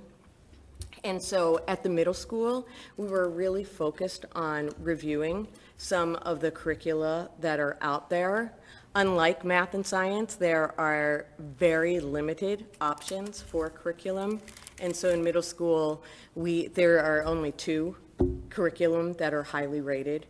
And we decided to pilot one of those curricula.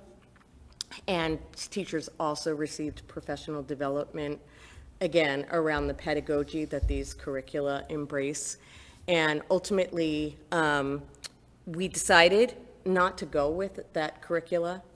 And really the reason being, one of the main reasons being, it's a relatively new curriculum, and we had a hard time embracing a curriculum that didn't have data yet to support the curriculum. And so we feel like as more and more curricula become available, we might look at them, but for right now, that our best option was to move forward with really starting with what we have and then using some of these sources. The curricula we looked at is an open source, and so teachers are really embracing some of the instructional strategies that came through in that and really using some of the units that they felt were really strong, while also not throwing out everything that the teachers have done through the professional development that we've been doing in creating units that really have those anchoring phenomena, the driving questions, and really instructional routines that give students voice in the classroom. And so, and then at the middle, or at the high school, they also were doing very similar work. And a lot of this work was being done during early release workshop time, because both. We heard from both high school and middle school teachers that they really wanted everyone involved in the process, and due to other commitments, teachers couldn't necessarily be working outside of the school day. And so that's when a lot of the work was done. And then I think we'll talk about the other ones and then talk about what's next. Is that right? Yes. So 2 other curriculum reviews. This year, we also had a high school social studies curriculum review. They were looking at implementing a new instructional practice that was focused on teaching students historical thinking. And so that was a council that met after school and made some significant progress in creating materials that were then reviewed with the whole department, and that work will continue next year. As you know, we had a very exciting process for our ESL program, and we were very fortunate to hear about that in detail a few meetings ago, so I won't go back into that.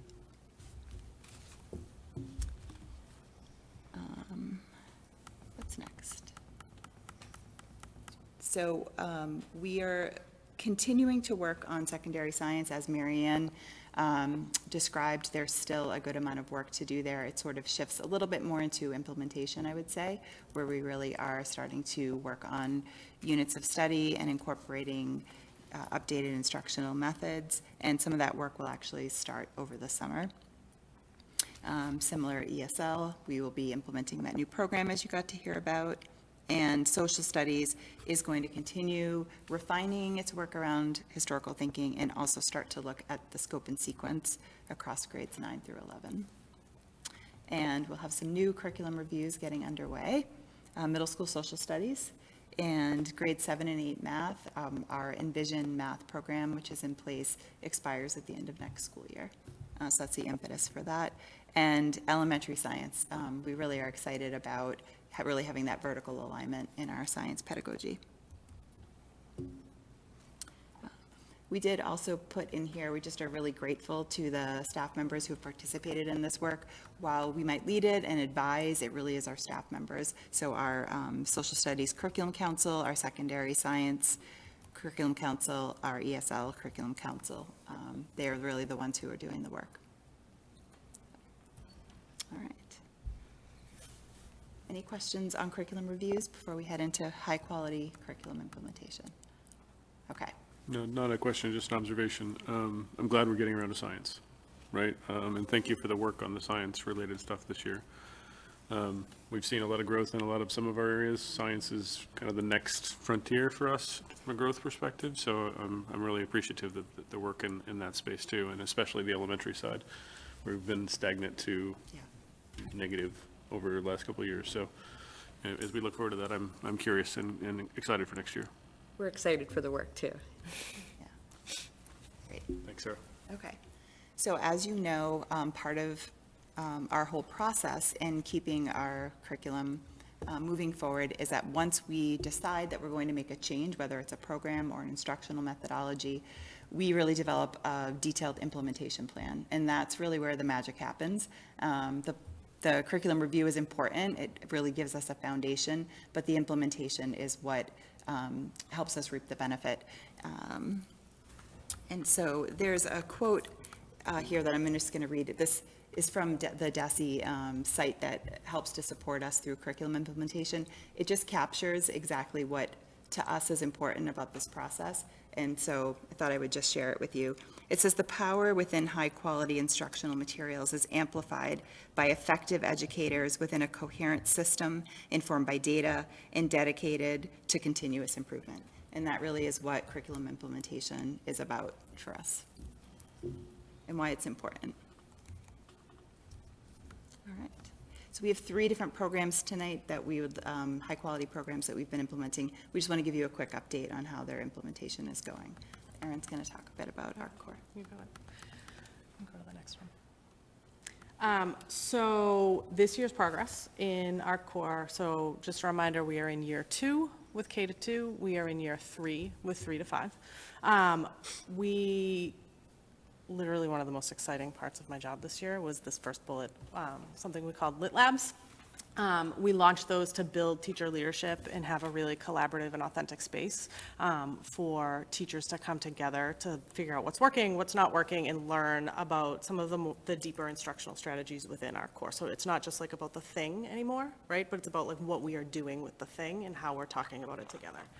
I'm going to talk a little bit more about that in a second. But teachers in grades 3 through 5 were introduced to the Writing Revolution process as a support for writing instruction. We've heard through the past couple of years that the writing instruction in our core has not been explicit enough. This is a tool that is curriculum agnostic that we're bringing to it, that we're still in the process of learning, right? It's a pretty big thing we do, but that's what 3 to 5 was really focused on. And in K-2, all K-2 teachers participated in the Hill for Literacy's primary science of reading module asynchronously this year. We also had debriefs throughout the year where we all came together and talked about sort of like what are we getting from this, what did we learn, what are we seeing, and those were pretty great too.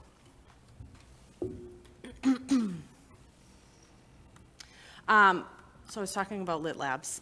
One of the things, so when we did Lit Labs, we had teachers from each school in grades 3 to 5 in the morning, teachers from each school in K-2 in the afternoon, and they were run by Melissa Mann, who's been one of our ARC instructional coaches for the past 3 years. And we really focused on like the different stages of implementation and sort of where people were. These are just two examples. Red is good. Red is the highest. I know, like, we oftentimes think like, oh my God. Blue is the highest. Blue is the highest. Blue is the highest, sorry. Red is also high. You can just sort of see, like, these are two different sort of strands of implementation that we surveyed teachers on in our October, our January, and our May Lit Labs, just in terms of like how they were feeling and what they were thinking about where they were in terms of this stage of curriculum implementation. We had like 12 different indicators. These are just 2. But you can really see the folks that were in Lit Labs, and we had membership from every school, just like their growth over the course of the year in their confidence in terms of like what we were doing in Lit Labs, but also what they were doing in our core. It really helped us track progress and growth and help us set goals for Lit Labs over the course of the year and into next year. Quick question. Yeah. What do you make of the, for the K-2 teacher feedback, the January to May transition and the fact that you're seeing a very small increase in the blue there, but a more substantial increase in the neutral? In the neutral. I can't actually, my eyeballs. I can't actually read what indicator that is, and it's, sorry about that. Students can explain how the final product is connected to the unit, research, cortex, genre study, and how it captures what they've learned. Mm-hmm. Sample size is probably a couple dozen. Yeah, it's like 10 people. It's like margin of like error 12 people. difference. Yeah, so it could be that for sure. It could also be the unit that they were in, right? Like unit 3 is Where they were in the unit. the like genre studies unit, the narrative unit, and unit 4 is an argument unit.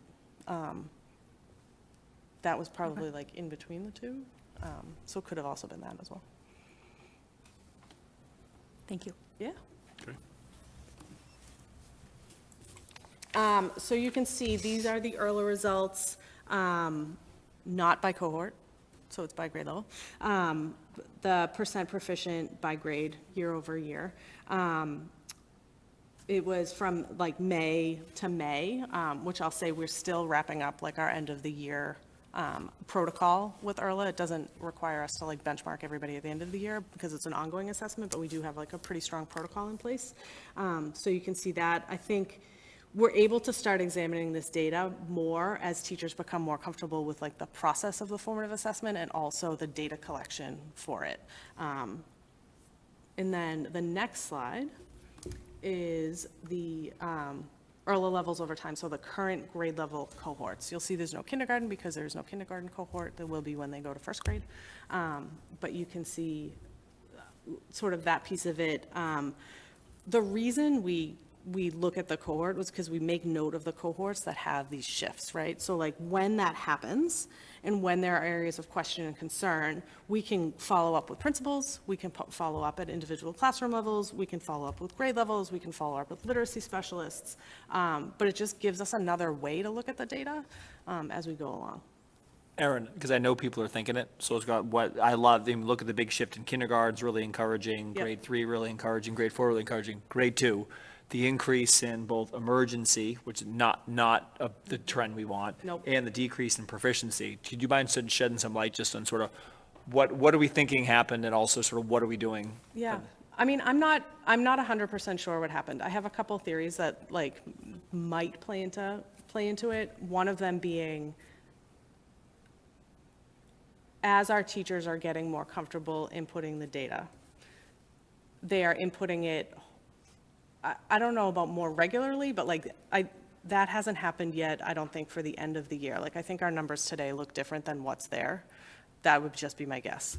I think in terms of what we're doing about it is we're really gonna like hone in on those kids, and we know, and we can see, and we can also cross-reference it with our DIBELS data and see like, okay, who are the kids? Like, I think we showed you last year, we had a table that was like the DIBELS data and the ERLA data, and it like sort of matched up. That's another piece of this, right? Like, we didn't want to have like 10,000 graphs in this one, but that's like another piece where we really look at individual kids and we can say like, oh, well, did this kid just not get re-ERLA'd? Like, what's the story with this? Because they scored okay on DIBELS, but they scored emergency in the ERLA. Like, what's the story? And being able to really pinpoint that by looking at something like cohort data as like a starting point, it can be really helpful. Do you mind saying what happened in kindergarten for this first grade cohort, 69 to 90? Any insights on that one? I don't have any insights on that one, other than like, First year of implementation. oh my, I think that's like, I think to me too, right? Like, when we look at 1 and 2, they're in their second year of implementation. In like year 1 of implementation, you know, is like all of the things. Like, they had 4 new units. It was a total shift, like in what they were teaching and how they were teaching it. And then like, there's also this giant formative assessment piece, and then the data collection piece that goes along with it. So I think we need another year to like really see like, okay, what's the most accurate data we can get from this? But we're getting there. And like, yay, first grade cohort. Like, whew.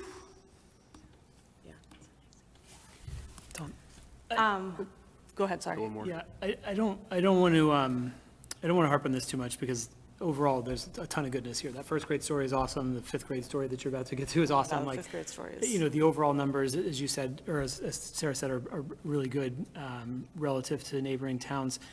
Both on ERLA and DIBELS, that current second grade cohort That's the one. regressed, right? Yep. So whatever we did to focus on fifth grade, That's next year. this is your next cohort. They're going to be in third grade next Said the year, same right? Like, thing to Tom that earlier. that They're is an the outlier. next. They're now the outlier, Yep. you know, relative to our other grades. So you took the words out of my mouth, because what we did in the next slide, so the current grade 5 cohort was a grade that was like pretty significantly impacted by COVID and by not being in school. And last year, we knew this was an issue, and we knew we had lots of gaps to close here. But we met with the principals, and we talked to the principals about this, and they really incorporated looking at data and like going back to their data teams and really focused in on this grade level. And you can see how much that gap has closed just over the course of the 3 years. You know, they were the kids in kindergarten and first grade that like, they're missing all that foundational skills, like instruction in person. But our teachers worked incredibly hard and had tools to close that gap. And I just think this is awesome. But I think, Sean, to your point, that second grade, our current second grade cohort, I think that is the next one we want to look at, to be like, okay, how are we closing the gaps? What are we doing? Who are the kids? And examining all those things. Can I just add on Yeah. there? I think this is our ongoing work. Like, this is why we're here, is to do this every year, every time. And what's nice about, when I was talking earlier about the early literacy and having those systems in place, they're essential, because if we weren't doing this systematically, we wouldn't be able to see this. And so what we've built out is really an opportunity to work towards that continuous improvement and to really dive down deep and see which kids need more, instead of just sort of slapping the same solution on everything. It allows us to really customize and differentiate by level, by school, even by classroom. But this is going to be our ongoing work, you know, always finding what is the grade level that sort of meets the needs the push or we're seeing some deficit. I'm hesitant to share this theory, but I'm going to share it anyway. So your second graders, when they were first grade, went through a massive foundational shift from synthetic phonics to analytic phonics, amongst others, where they had a lot of synthetic phonics with Wilson, and as kindergartners, completely changed the way it was taught when they went to first grade. And now they're having to apply a jumbled mix of phonics instruction across 2 years when they're learning to read in second grade, amongst other things, right? So I'm willing to bet as we look at some of the data, we're going to see a phonics-based gap of some sort. It could be other things, of course, but you're learning I to think read, that's reading to one of learn. those Now too, you're in the reading to learn time in second grade. Yep. And you don't have a solid foundation because you have two different modes of instructing it over your 2 foundational years. First grade, conversely, started analytic, maybe had a little U-Fly mixed in this year to boost them. If they were in tier 2. If they were in tier 2, but they have been there in that same mode of teaching the whole time. So it's interesting. I'd be very curious to see. It's going to be interesting to watch how it evolves, for sure. So, sorry about that.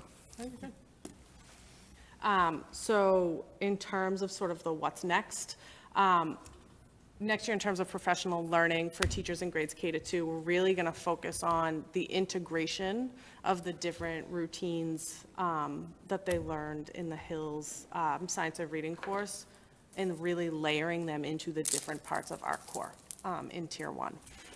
So like which pieces go where and really work together to like bring that together, because this year was really about like the learning and trying things out, but like we're really going to solidify that next year with K to 2. 3 to 5, continued development of writing revolution and like continued support pairing with like within the ARC core framework. Lit Labs are going to continue to grow as a space for collaborative teacher support and monitoring. We're going to have a grade level teacher from every team at each school join the Lit Labs next year, because one of the things we really want to focus on is bringing back what we're doing in Lit Lab to the school level and to the team level, to every teacher. And we really feel like if we have a teacher at every grade level, at every school, it's much easier to bring it back to your team instead of like have to wait for a faculty meeting or have to like do something like that. So it just feels a lot more organic to do it that way. And the teachers in Lit Labs were really excited about that too.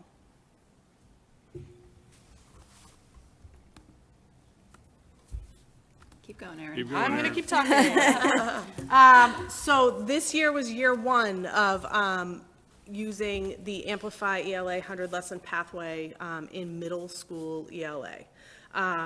So a couple of the things that happened this year, both teachers and administrators received professional learning from Amplify in terms of like all of the things, the materials, the digital piece of it, the print piece of it, lesson structures, assessments, sort of like what it all looked like as a whole.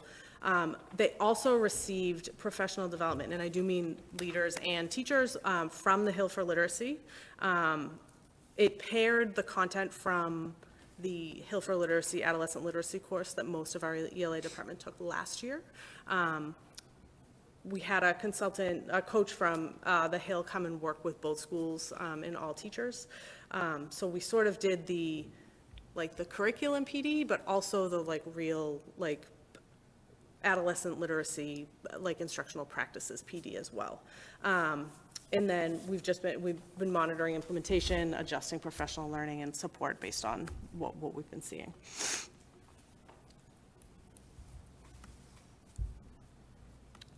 So in terms of Amplify ELA, this was really the implementation of a consistent and aligned program across grades 6 to 8 and across both schools. We really implemented like the shared resources in our professional learning sessions. We looked at student work samples across schools. It was really the first time we've been able to do that because the assessments were the same and what the kids were doing was the same. So being able to talk about that for the first time proved to be really powerful. There were a lot of instructional shifts this year in middle school, a lot. So not only was it like new materials, but it was also like a new way of thinking about literacy instruction in the middle schools. I noted some of those there, but I think like, I just want to call out our 6th to 8th grade teachers for taking on this was a really big lift for them this year. And it was really hard. When it's different, it like is really hard. But they really did it this year. Like in next year, and I kept telling them throughout the whole year, I was like, I promise you next year's gonna be better. Like I promise it's gonna be better because you're gonna know all of the things and you will have gone through it once. So I'm really looking forward to that next year. These are the iReady results. The end of year proficiency for grades 6 and 7. Sorry, 8th grade's not there because we don't do an end of year in 8th grade because they have all the MCAS. So it's just sort of a lot at the end of the year. So you can see those numbers there. Not super different from the year before, not super surprising. In terms of next year. Those are two different cohorts. Combined. It's a combination. Combination. Well, I'm saying the 6th and 7th grade cohort last year. They would have been different, you're right. Yeah.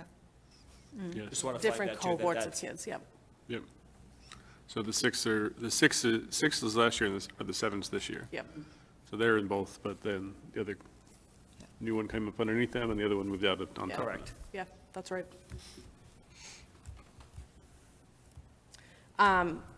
Next year, we're going to continue our work on unit and lesson internalization as a department in our department meetings. We're going to shift up the pacing a little bit based on teacher feedback and based on sort of what we saw happen this year, but also develop criteria for lessons in units outside those 100 lessons that we're requiring teachers to teach. We're going to have continued professional learning with Amplify around resources in the program, and then I'm going to work to develop middle school lit labs as a collaborative space. It's going to look a little bit different than elementary, so we'd have like all 6th grade teachers from both schools come together. That would be their lit lab. All 7th grade teachers from both schools come together. That would be their lit lab. All 8th grade teachers, that would be their lit lab. And just to spend more time really unpacking not only what's in the lessons, but the moves and the instructional practices that really need to come along with it.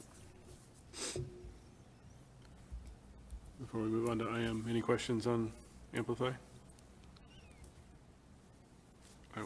100 was the number we chose. We could have gone to 160. We could have gone to 40, right? How did 100 sit?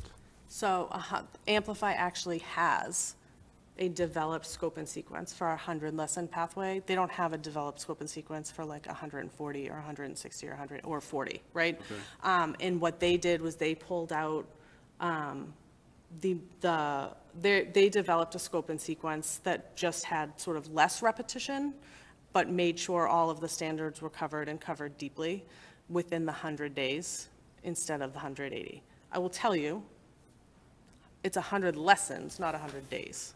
The lessons actually definitely take longer than like one 48-minute class period.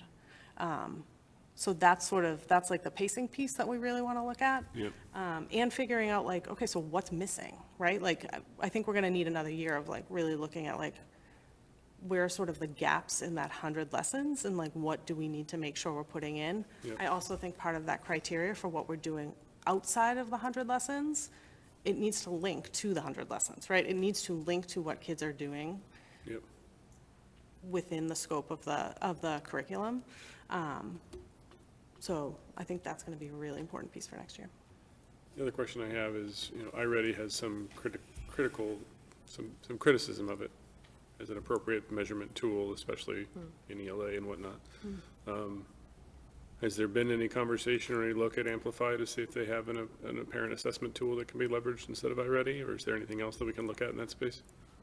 So I think we're still trying to like work through what the embedded assessments are in Amplify. There are daily rights, there's vocab, like there are all different pieces of assessment. So I think we're really trying to figure out like how we put it all together. There are end of unit assessments for both reading and writing, right? Like we now have some of those common assessments that we haven't had in the past. And I believe, and this was before my time, that's why iReady came about was because like there was We had no nothing, common so assessment, it's- right? something is better than So I nothing, think yeah. like that's one of the things to sort of look for in the next couple of years in terms of like what gives us the best information and what gives us the deepest information that we need, as long as we're being consistent, right, across both schools.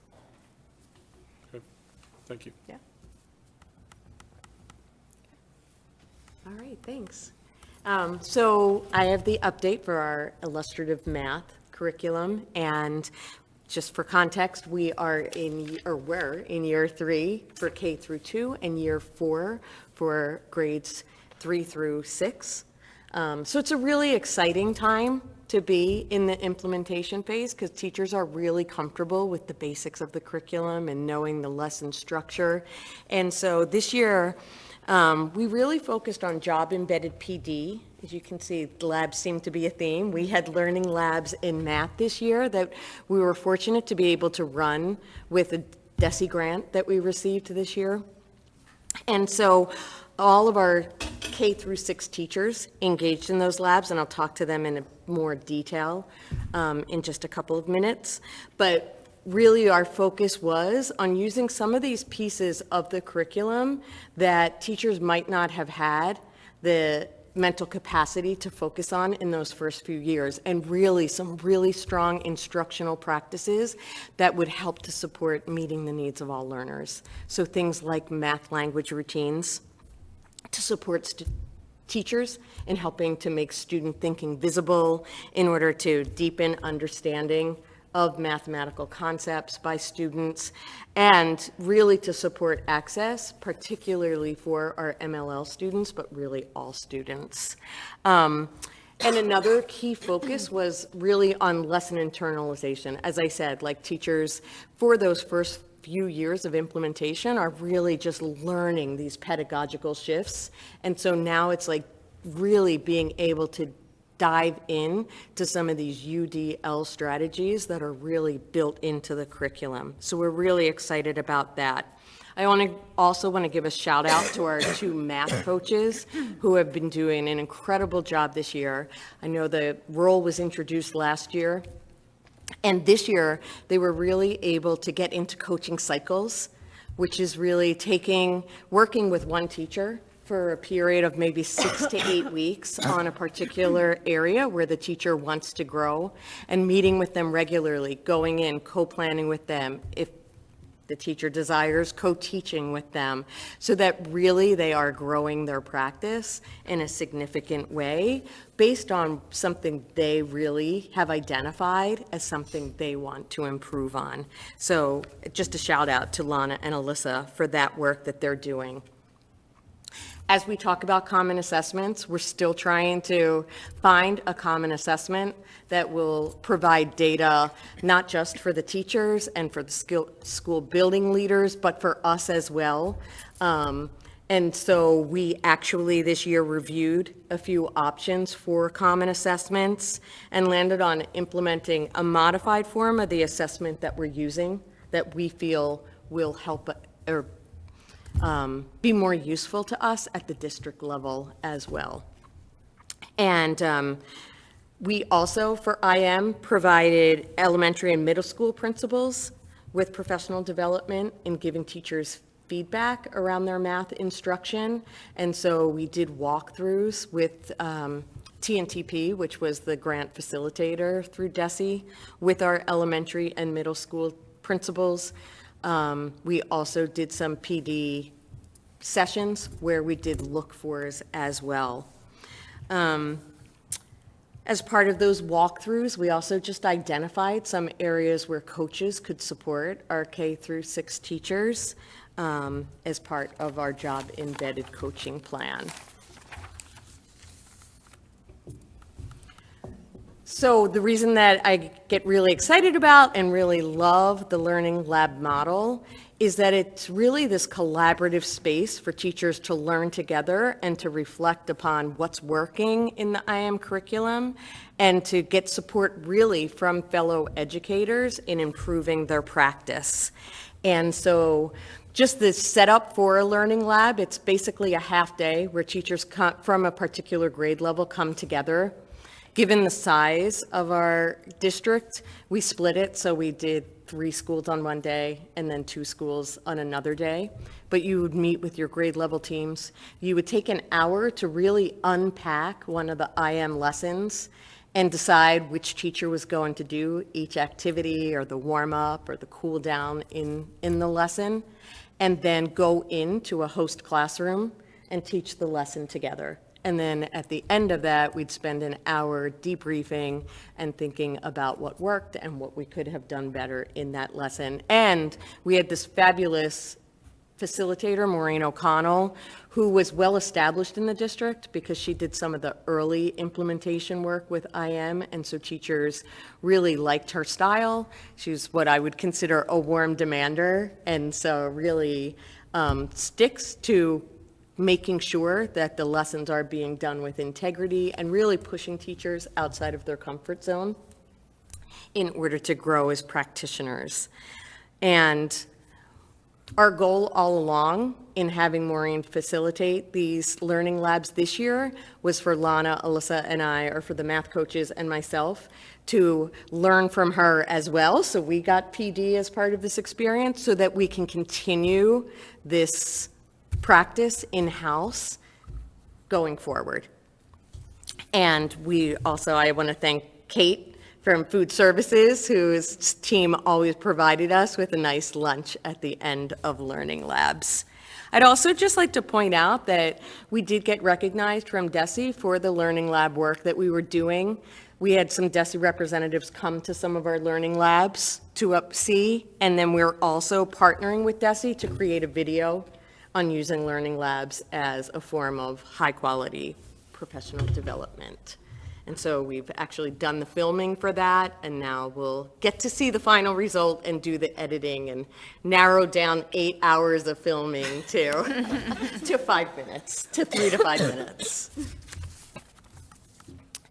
In terms of teacher feedback from these Learning Labs, as you can see, the overwhelming majority of our teachers thought that this was a really useful use of their time in doing them, so we were excited about that. Those teachers who weren't so excited about it, really their primary concerns were being out of their classroom, and also just being apprehensive about teaching in front of colleagues. And so that's something that will just continue, hopefully, as we grow this as a practice, that teachers would get more comfortable doing. Some of the other feedback that we got from teachers was, as you can see here, we wanted to see how these learning labs supported them in meeting the needs of different learners in their classrooms.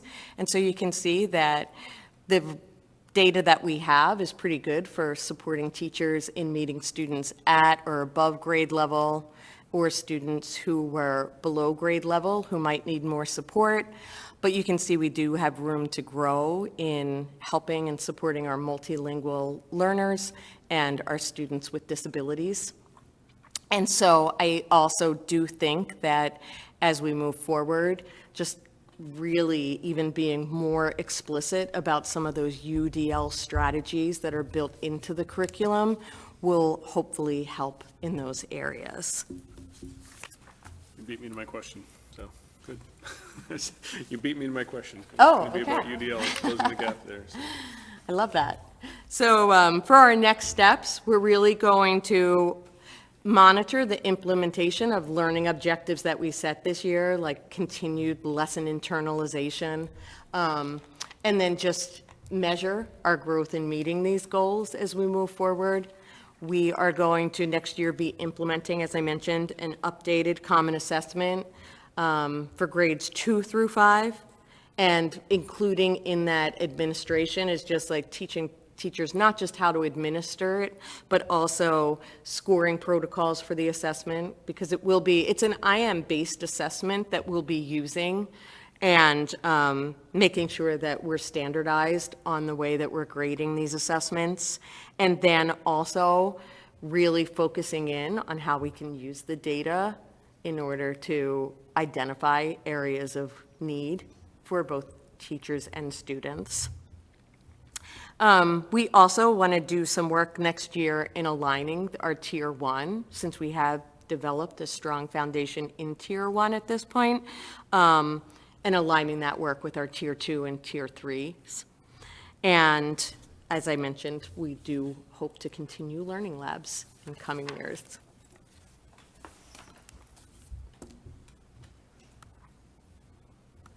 And just again, we just would like to express gratitude for all of our teachers who participated in both ARC and IM learning labs. Before we move off this topic, any questions on this one? I'll just make a quick observation and maybe an ask that as a follow-up. I mean, this is the only section that we don't have data yet in, but we do have an assessment. It's just not centralized or something else like that, right?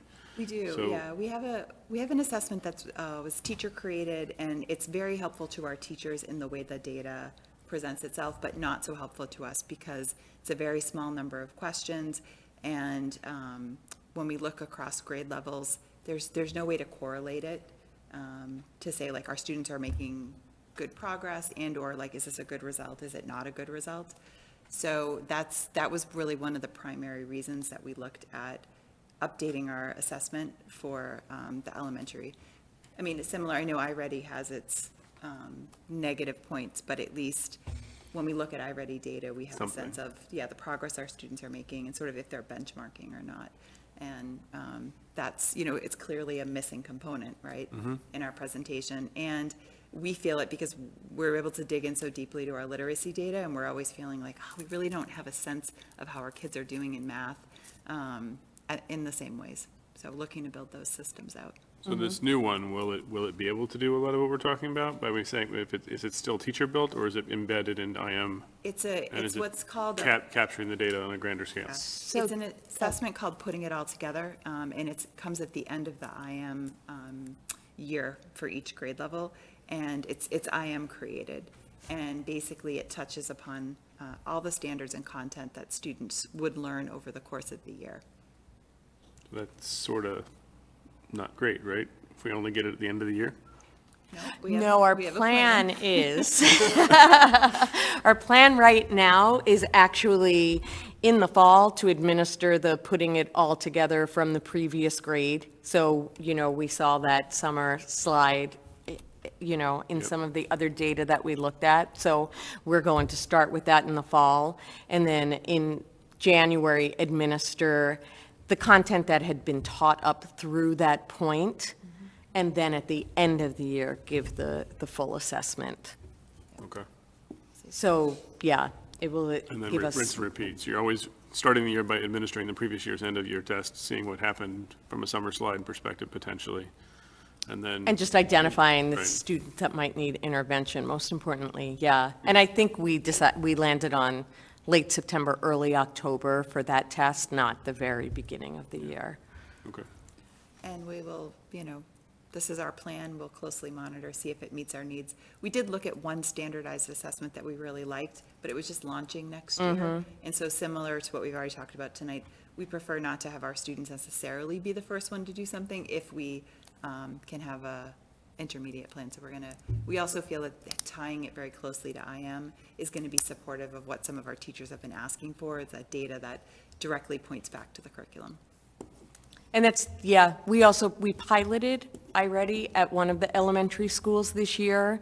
And just, one is if you're not using the iReady pathway, it's really hard to actually come up with supports for students, or there's several steps involved, whereas we feel that by using the IM assessment, we'll be able to really target the intervention appropriately. The other thing about the iReady assessment at elementary that we heard from the teachers was it's 6 hours of testing for our young learners, and that seemed like a lot. Yeah. Okay. Thank you for that. Anybody else have any questions on IM? Okay. I think everybody's losing steam as I look around the corner, so we'll go to the ESL side. Yeah.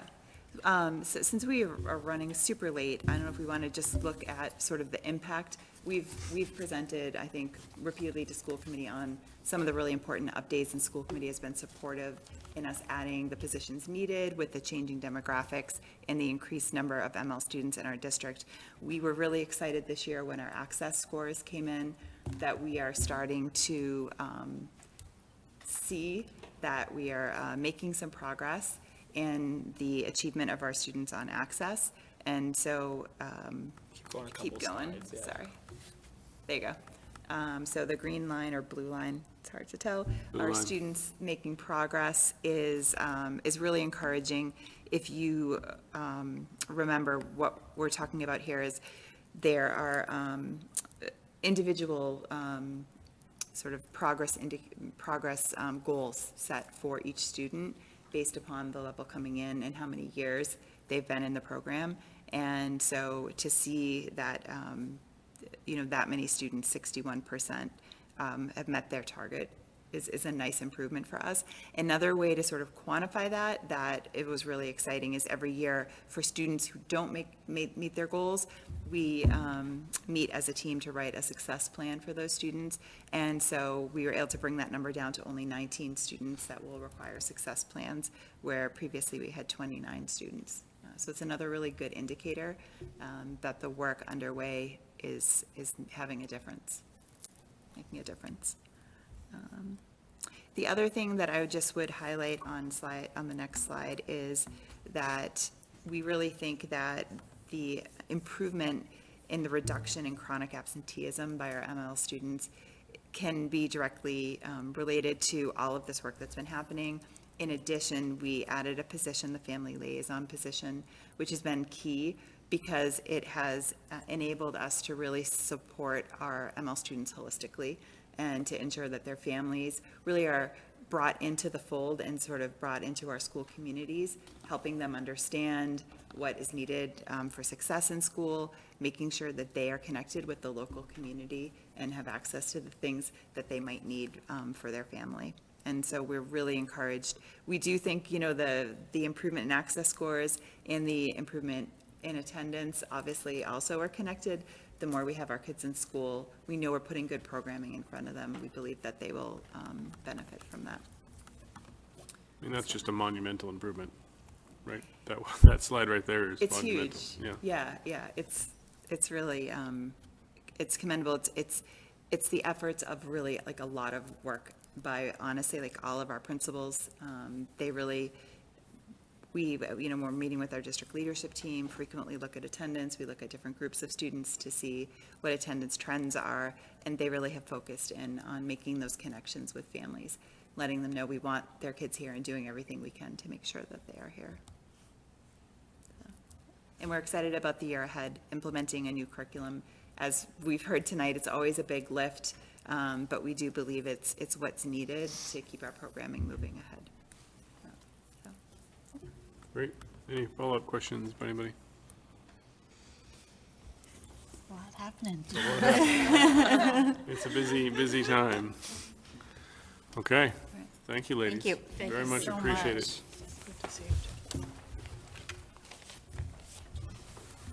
Okay. Phil, are you out there? I can hear you. So I don't mind while he's getting it set. Phil, do you want to do that remote, or do you want me to do it? Let me give it a shot and then you can stop me. All right. All right, so I put together a memo with a request for the transfer of the Special Education Reserve Fund. The approach is a little bit different than it's done in the past, in that, one, we're a couple weeks earlier than we have been in the past, so we're still working on the numbers we get to the year, till we get to year end. And I also wrote it deliberately with the wording of as an amount not to exceed 225 rather than a fixed amount right now, because again, we're still working on finalizing all of the expenditures for fiscal year 25. And the reason why I chose not to exceed 225 is that if we go with 225 for the max, and given what we're earning for interest on the account, we will be at 1% of net school spending of the fiscal year 24 net school spending as of June 30th, if we put in 225,000.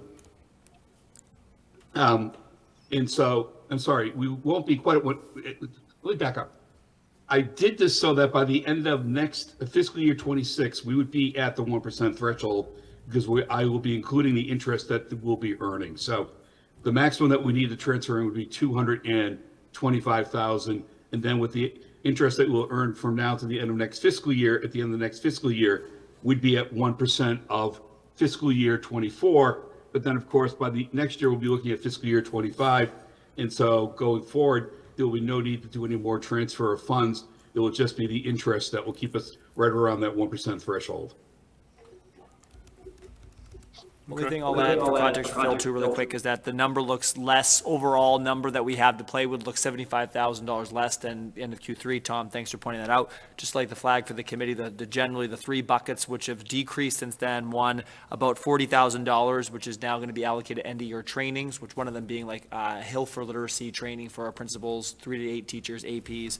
Two, some payroll that originally wasn't captured on for the June 30th payroll. That is now captured, and some of the para vacation buyback that we didn't fully capture before that has now increased. So I feel like we have a good handle on those, but that's why that number to kind of maneuver around here looks a little bit less. But as Phil would say, there's a lot moving in both directions here in the last couple of weeks of the school year.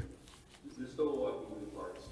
So I would not want to recommend that you vote a fixed number tonight, just in case. Okay.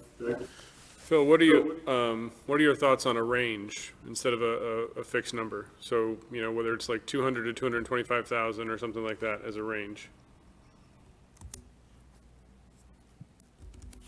Does that put you in too much of a bind and you're happy with the not to exceed? If this was my second year here, Tom, I'd be more comfortable with that, but since it's still my first year and I'm still learning things, I'm not comfortable with the 220 to 225 range. Okay. I mean, that's why I said 225, and obviously we will come back to the committee and let you know exactly what that number is. Okay. Just another point. Go ahead. It's just, I've been here 9 months, so I'm getting a pretty good handle on things, but this is my first year around and how it's done in the Reading way, and so I'm a little hesitant to necessarily tie my hands for lack of a better phrase. Okay. That's fine with me. Sean? So Phil, I appreciate sort of the thoughtfulness put into this. Just maybe a couple quick things. One is, I wouldn't sweat us funding it to the 1% level. I think the increase in net school spend we see every year is likely to more or less align with the interest. So, we can make a periodic adjustment if we need to. So for this year, I think, this is fine. I'm not anxious about it, but just going forward, I would call that out. And then the second thing is, the 1% is like that's like our target ceiling. It's not a hard and fast, we've committed never to go over. So if we're over by a few $1,000s because interest, came in, a little better than anticipated or whatever, nobody's going to lose any sleep over that. So I think this is totally reasonable for now, still allows us to return some money to the town. But I think given the uncertainty and grants and other things going on, at the federal level at this point, I'm very comfortable with us going right up to that 1% mark and worrying about the fact that we might exceed it a little bit if interest comes in high. Yeah, I mean, just to add to that, I mean, the policy does not cap us at 1%, right? It's when we get to 1.5% that we're supposed to start spending it down. Yeah. So we can fund up to or over 1% and let the interest grow, and then when we get to the 1.5%, if whatever happens with the interest, then we have to start spending it down. With that said, if we have to spend it for a reason, that's why it's there, and then we can start funding it again afterwards at some other point. So, okay. So then we'll just keep it simple, and I'll go ahead and make the motion here. Move to accept the recommendation of the Director of Finance to approve a transfer the Special Education Reserve Fund at the end of the fiscal year not to exceed $225,000. Second. Okay, any further discussion? Nope. All right, all in favor? All opposed? And it passes 6-0. Thank you, Phil. Thank you. Okay. So I'm going to get out of this in a second. Let me just check the room here. Do people need a bio break at all, or do we want to, the other option I have that we can consider is tabling the policies for tonight, even though Michelle's been patiently waiting. She's like, are you kidding me, Tom? I've been patiently waiting. And picking them up in our next meeting, potentially in July. Nothing in there is urgent unless you tell me otherwise, Michelle, and your time here, of course, has been very valuable. But I think if we were to table the policies tonight, we can then move to them in July. Okay. If it helps people decide, I don't have a lot to say about the policies. so. Oh, really? So that does kind of help me decide. That's not a friendly amendment, no bio break, and I'll make us move through it more quickly if we don't feel like there's a lot to discuss. Okay, well then, let's do that then. So, Sean doesn't have anything to say, so let's move forward. So Michelle, come on back up here then, please. Come on down. Welcome back. Like, welcome back, Cotter, right? I'm back.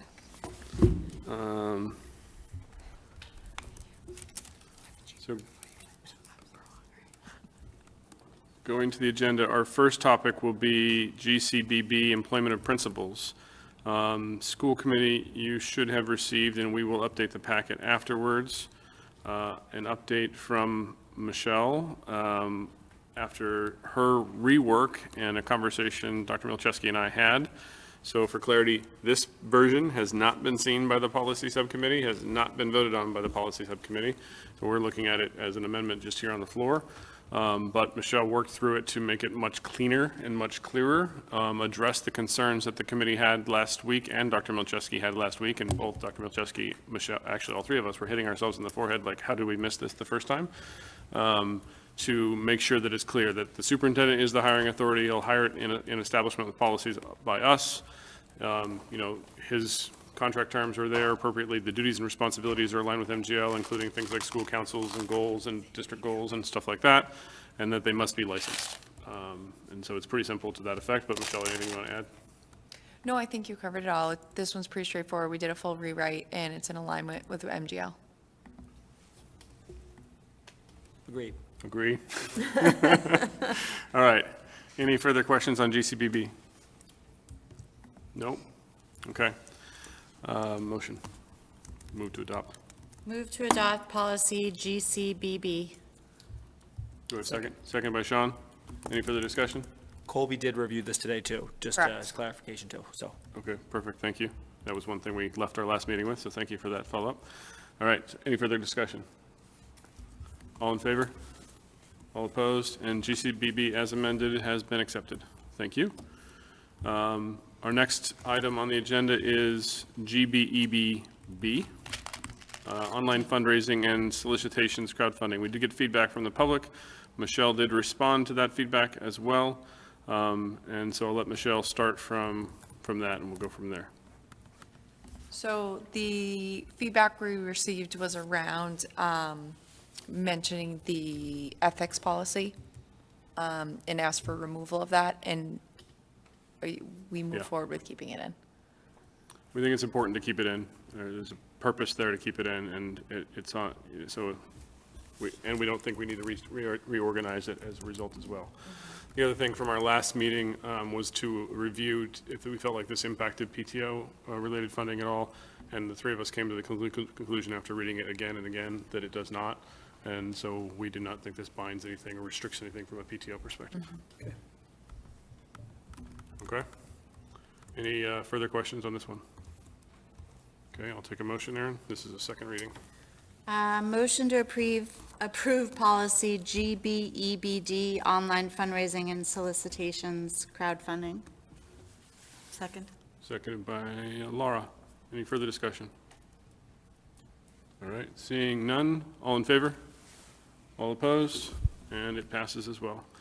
And our last item on the policy agenda is GCBC, professional staff supplementary pay plans.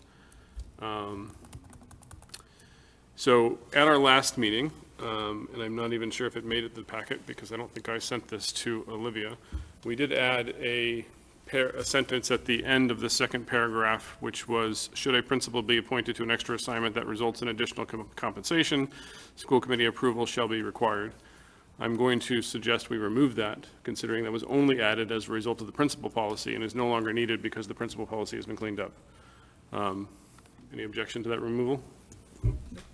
Okay. So then it is the policy as previously approved by the policy subcommittee. And we're back to where we started. So any other feedback or questions on this one? Okay, this is a secondary reading as well. Erin, if you wouldn't mind. Move to approve policy GCBC, professional staff supplementary pay plans. Second. Second by Sean. Any further discussion? Okay, seeing none, I will, as previously discussed, clean it up and send it to Olivia. I promised her I'd send it to her before I left for Spain, so I got a lot of work over the weekend. All in favor? All opposed, and it passes 6-0. Thank you. And so, thank you for the amendment to keep us on track, and Sean's statement, like I don't have a lot to add. Change the game. That's a game changer right there. Okay, so now we will move on to the summative review discussion and vote. Anybody want a tic-tac? Yes, tic-tac. So I had it up here before. I'll open it up again in a second.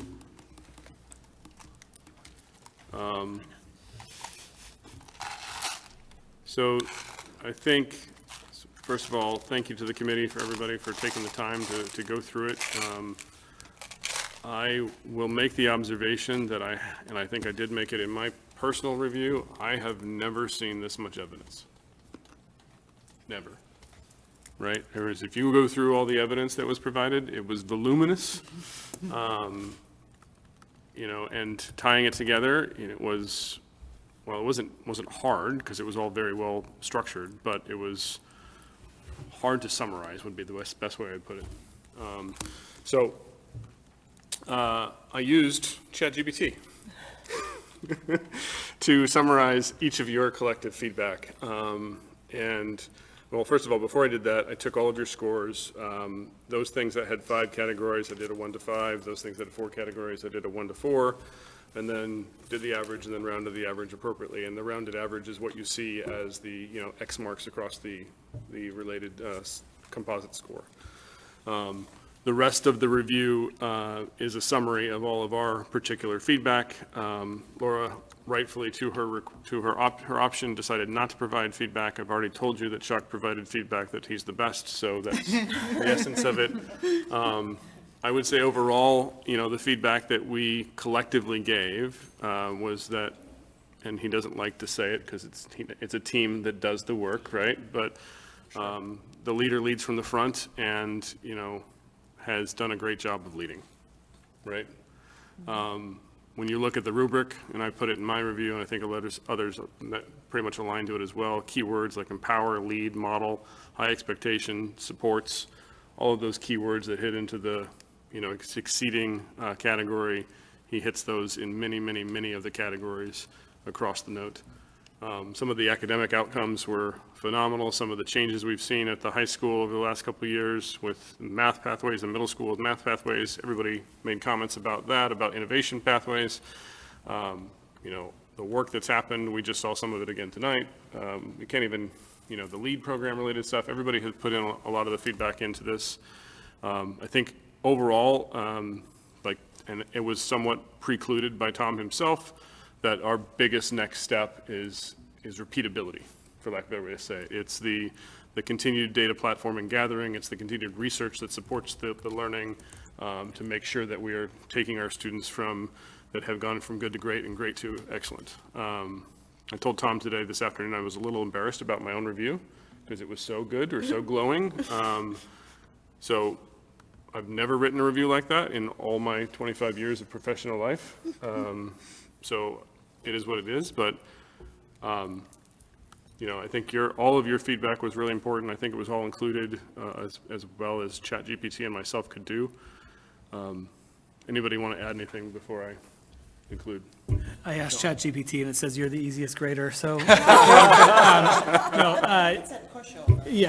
No, as encouraging as the performance and the evidence is, really good awareness about the areas that we still have progress to make, which I think is really important and gets to your repeatability point, so. Nothing beyond that. So with that said, we have an exemplary review. We have a professional practice of exceeded. We have a student learning goal of exceeded. We have district improvement goals of met. Instructional leadership, management operations, family, community, and professional culture, all at the top line, were exemplary. In between the lines, there are a few that are proficient. And you can see some of that in the scoring at the end as well, if you want to go through it. So, Dr. M, thank you. Keep it up. This is just the beginning, not the end. Somewhat sentimentally, I went back and watched our meeting from February 11th, 2021. I would encourage those of you on the school committee at that point in time to go back and watch that meeting and listen to yourself and see what you say, and then compare it to what you've seen. I think we hit the nail on the head pretty darn well. So, so I'll leave it there. We need a motion to accept the summative review, and we'll move ourselves forward. Motion to accept the summative review. Seconded by Carla. Any other feedback, or Dr. M, you want to say anything? I would just like to think the reason why this looks so positive, and I genuinely mean this, as you see tonight, starting with the awards. I mean, look at the people, all the unsung people behind the scenes every day, custodians, food service, paras, teachers that contribute to what here is reflecting district successes. Like what we're celebrating here are not things that I'm doing in my office. What we're celebrating here is what's happening for kids out in the district, and certainly know I have a role to play in that, but I think, you know, it is most important. I think this should be celebrated as a success for our district, right? If the superintendent's review looks positive, it's probably a good sign. There's a lot of good work happening across the district, and I work with the absolute best team, you know, whether I say that Sarah, Jen, Michelle, Phil, the best of the best. You look at the student outcomes, why we're getting them. I mean, look there's the work happening. Look at our principals doing incredible work. But most importantly, again, the work's not happening in the offices downstairs. The work's happening in our schools. We have the best teachers, the best staff. So I would just thank you for the feedback, but also know that I internalize that as there's a lot of great things happening across the district. So huge thank you to our staff. Two, while we're excited about our progress, please know that we as a team, and I know it was you, will continue there's a lot we have to do to continue to improve for kids. And that's why we're here, to improve outcomes for students. So we will continue to relentlessly pursue improvement until we ensure that every single kid has the level of success that we want. So thank you for the feedback. Looking forward to the continuous improvement efforts, and let's keep going. Thank you. Okay. Good to great, great to excellent. Let's keep going. Let's keep moving. But thank you. All right, so the Genuine, motion thank is you, on the community. table. Any further conversation from the committee? All in favor? All opposed? And it is passed. So with that said, I believe I need to hand over Reorg. the gavel. So, Dr. M. Great. Will you get us started, please? All right, so everyone knows how this works by now. So this is my 4th year doing this. I will open it up to nominations for chair. After we'll open up for any nominations, once that's closed, we'll then engage in a dialogue around the nominations. Once that closes, then move into a roll call vote, and whoever is then moves forward as the chair will then take the gavel right away, move forward into the vice chair position. So I'm glad to only hold this for 5 minutes. I do not aspire to be a school committee chair.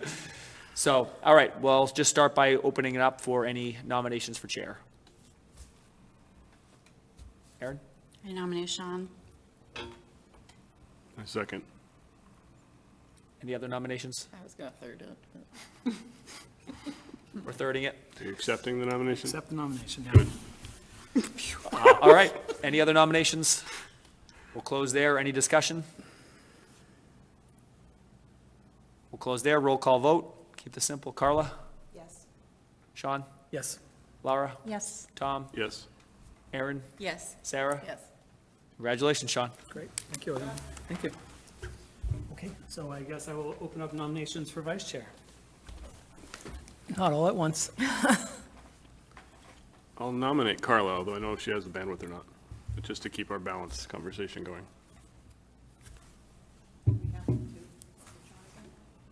Is there a second, I guess? Second. Any other nominations? Okay. Do I have to roll call this one? Yeah. Yeah, might as well. Roll call it. Carla? Sean, yes. Laura? Yes. Tom? Yes. Aaron? Yes. Sarah? Yes. 6-0, you are the vice chair. Congratulations. Monday morning, here you come, right? Yeah, we'll get to work here. Free up my Monday mornings now. Are there any further motions? Motion to adjourn. Is there a second? Second. Seconded by Laura. All in favor? All opposed? And we are adjourned. Thanks, everyone.